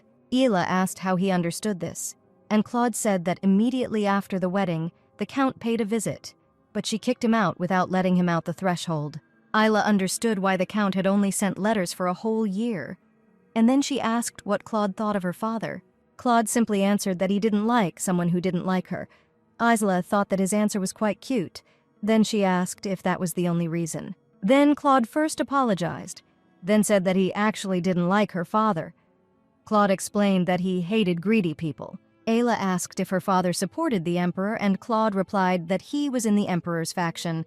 Now it was clear why her father mentioned him. This means that he sent her here to use it to convey information about the ducal family to the Emperor. Since the Duke has remained neutral until now, this is likely highly sought after information. Then Ayla asked him to listen and asked him to understand her correctly, and Claude replied that she could tell him everything because he believed her. She said that her father demanded information from her about him. Of course, she never gave him anything, and she never even had such a thought. Claude calmly replied that there were always many people wanting information about him, and knowing how greedy a man her father was, he was not surprised. Therefore, it is not surprising that there are those who are trying to force information about the house from the inside. Claude said that it was not her fault and asked not to worry, and thanked her for telling him everything. Ayla thanked him for his trust. Ayla added that there was something strange about his request, namely that her father spoke as if it was a personal order from the Emperor. This already surprised Claude, and Ayla said that maybe her father was just trying to intimidate her in this way. But Claude replied that there is logic in this, because his family has been neutral for a long time, so perhaps the Emperor is also interested in receiving information. Or he could also think about finding his weak point and getting him to side with his faction. Ayla thought that perhaps the reason for Claude's betrayal was dislike for the Emperor, and not the prince. It seems this is understandable. Claude asked if he had not told her earlier that she should not torment herself with such emotional experiences alone. He said that if her father bothered her again, she should tell him and he would deal with him, and added that since he was her father, he would not harm him. Ayla thanked him and asked if Henry had told him that they were expected at the Imperial Palace in a few days. Claude replied that he would prepare everything for the trip. A few days later, at the invitation of Ayla, Edith Nevelin arrived at the Reinhard residence. Edith no longer glared at Isla and thanked her for the invitations. Isla replied that she was grateful that Edith deigned to come to her and offered to sit down more comfortably. Edith praised Isla's choice of tea. For some reason, she became so polite, and this only confused Isla, but then she asked Isla to order the servant to leave. Isla did just that, and Edith said that she needed to tell her something urgently. At first, she thanked her for saving her life and then abruptly fell silent. Isla thought about the reason why she wanted to talk to her and said that there was a misunderstanding between her and Edith. To be more precise, Ayla has no feelings for the prince, and at the banquet, the prince spoke to her only because he recognized the relic on her hand. So Ayla again asked to understand her correctly. In addition, she has a husband, Claude. Edith said that she was aware that the Duke loved her. Even when the sorcerer appeared, the Duke protected her with his body, without having any weapons in his hands. But most importantly, the Duke's gaze on her is so similar to the one with which she looks at the prince. Ayla considered Claude's feelings to be mere obsession, and asked Edith if she thought he loved her. And Edith replied that this is what a person who is in love looks like. Claude looks like he's head over heels in love with Ayla, something Ayla decided to put aside for the future. Ayla said that she wanted her to know that she had no feelings for the first prince. Edith said that she understood this, but she had not come all this way to discuss such an easy topic, and suddenly Edith warned Ayla to be careful with the Emperor. Isla wanted to ask her more about this, but Edith stood up and said that that was all she could say, and now she was leaving. Already in the evening, Ayla lay on her bed and thought that she would soon have to pay a visit to the Emperor, and this made her anxious. She wondered why Edith told her this, perhaps because she was the owner of the relic that was written about in the prophecy, or because she was grateful for saving her. But can she trust this word? And what is more important is Claude. If he really loves her, then what should she do in the future? However, every day she is visited by thoughts that she wants to stay next to him, but she decided not to focus on this. And it was at such a moment that Claude knocked on her room. He came in and said that he wanted to talk to her. Then Ayla suggested that they walk together in the garden because she herself was confused in her head, and a walk could help her. Claude said that after Miss Edith's visit, she was constantly in her room. Isla replied that she wanted to put her thoughts in order. He asked if she said something unpleasant. Ayla replied that there was nothing of the kind, and replied that only one phrase bothered her. Ayla said that Edith warned her about the Emperor. Claude said that it was probably because the Nevelin family is a supporter of the aristocratic faction, and perhaps she warned her about the Emperor in order to lure her to the side of the nobility. But don't bother your head too much with such thoughts. Even if there is evidence, Claude doesn't think that the Nevelin family's information structure is not that good. Yes, she would not have told her to beware of the Emperor without having strong evidence in hand. But if she knew earlier that she was from a family of supporters of aristocrats, she would not have to worry. But then why is the prince dating her? Edith belongs to a family representing the interests of the aristocratic faction, and it is a known fact that the two factions are opposed to each other. Therefore, a more suitable match for the prince would be a girl from a family belonging to the imperial faction. Perhaps the reason is that the purpose of the novel was to emphasize the so-called fateful love, which is capable of overcoming any obstacles. It is very unusual that the prince has a friendly relationship with Edith from the noble faction. Apparently, this is real fate. Claude said that because of this, there was a lot of talk. It was said that the prince was going to negotiate with the aristocratic faction through his friendly relationship with Neveline. But of course, because he acted like an idiot, the rumors quickly disappeared. Apparently, he really was playing the fool. Then Ayla asked when they would approximately pay a visit to the Imperial Palace, and Claude suggested going there tomorrow. Claude asked if her mood had improved. Ayla was surprised and asked if he had really been worried about her all this time. She wrote off why he was worried, and Claude replied that for him, she was the most important person. In this world, nothing matters to him except her. Ayla touched his cheek, and Claude came closer. But when it was time for their first kiss, Claude backed down and apologized for crossing the line. Ayla replied that her soul is now so light when she is next to him, and her mood simply cannot deteriorate. Claude replied that when he is next to her, he forgets about everything in the world, as if all memories and thoughts suddenly leave him.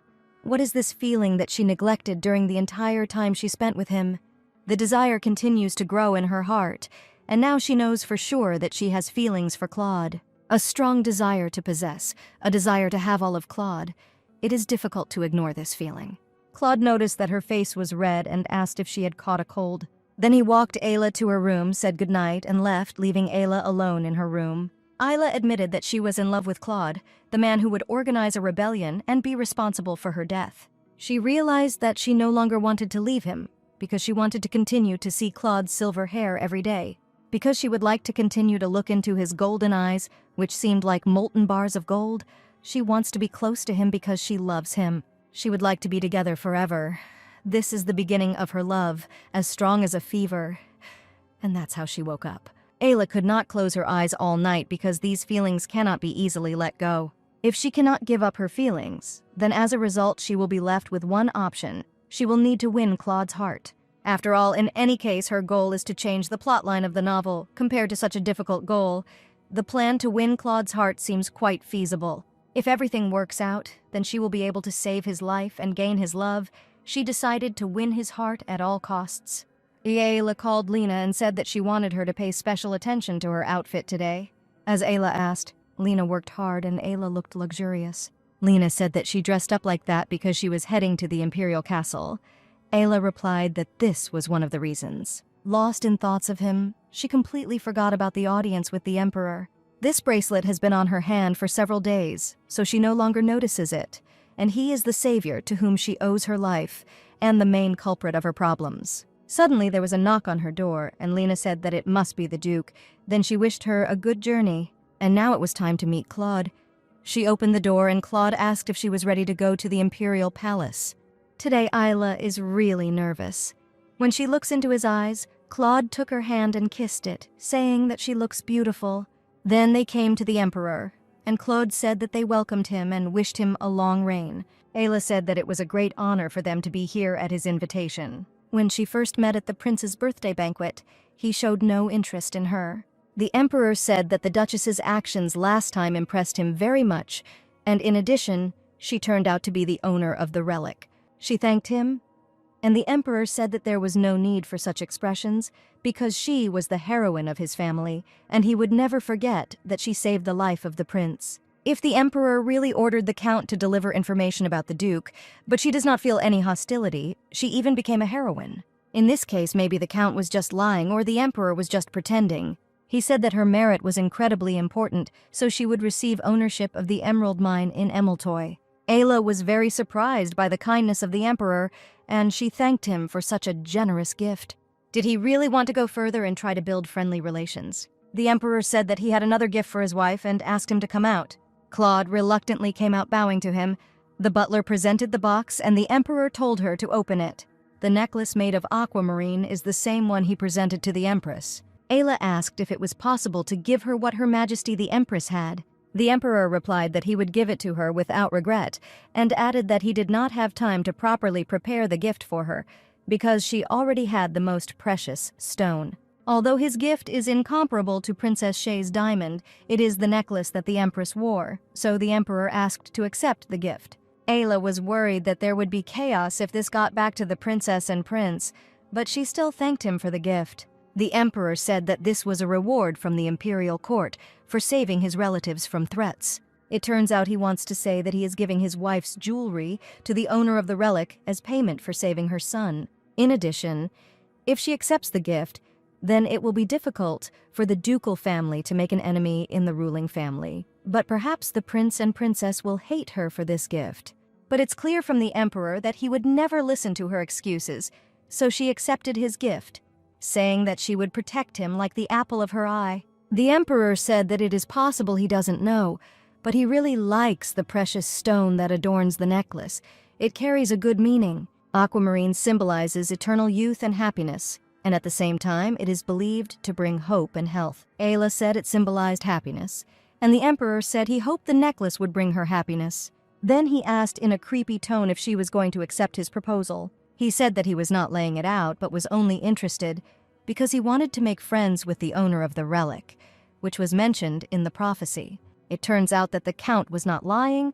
The emperor really asked for information about her family. He really turned out to be a sinister man. Ayla said that as a member of the ducal family, she would like to be loyal to his imperial majesty.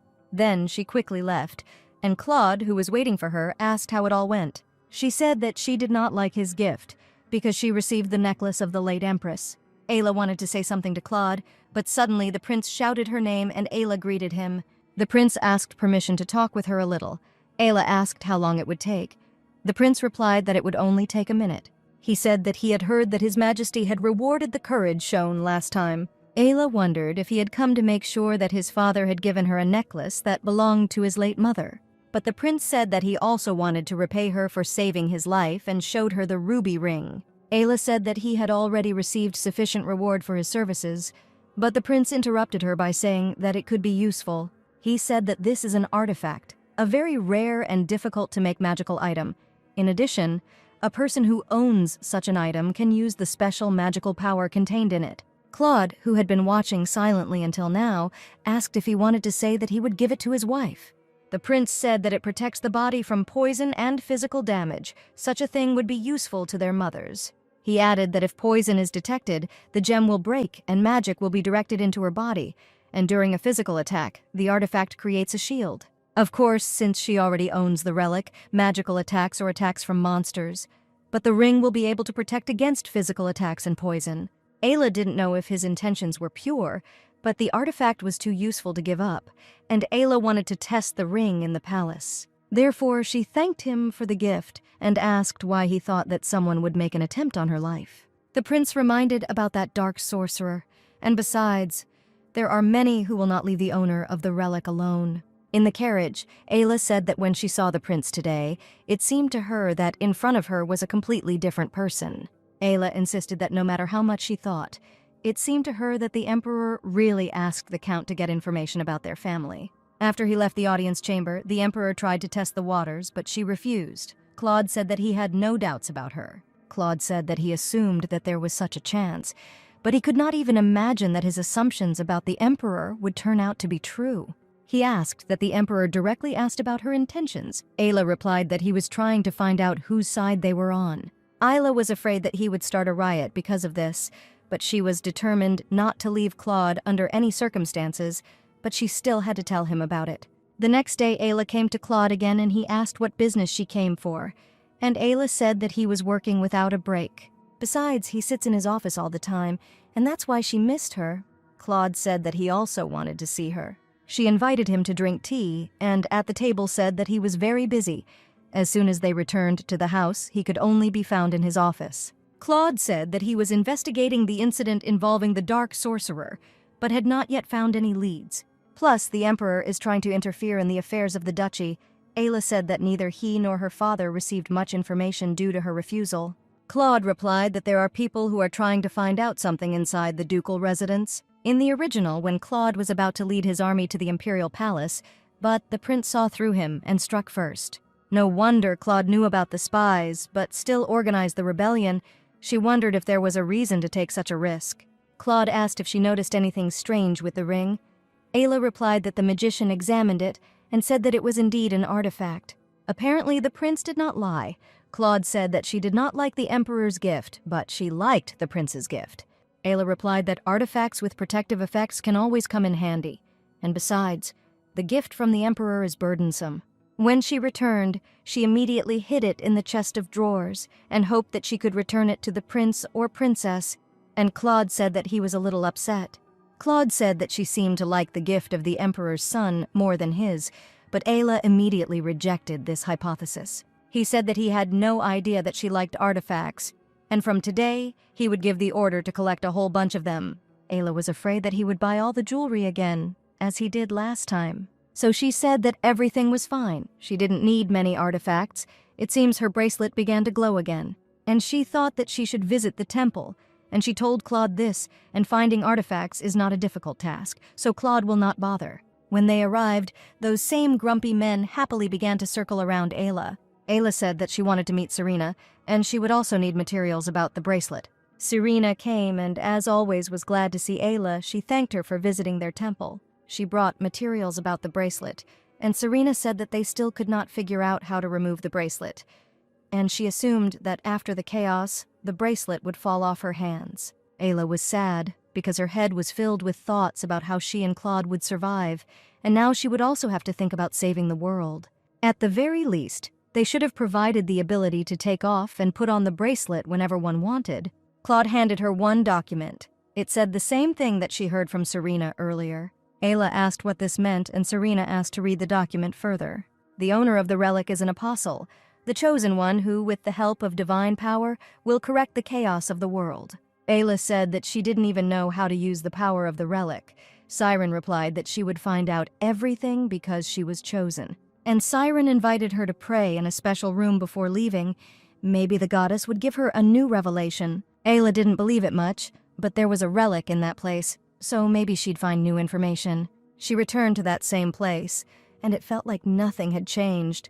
Ayla continued to doubt that she would find any clues. And she decided to really pray, and as soon as she sat down and began to pray, she heard that same voice. Opening her eyes, Ayla found herself in a completely different place, and it was this voice that called her before the barrier was destroyed.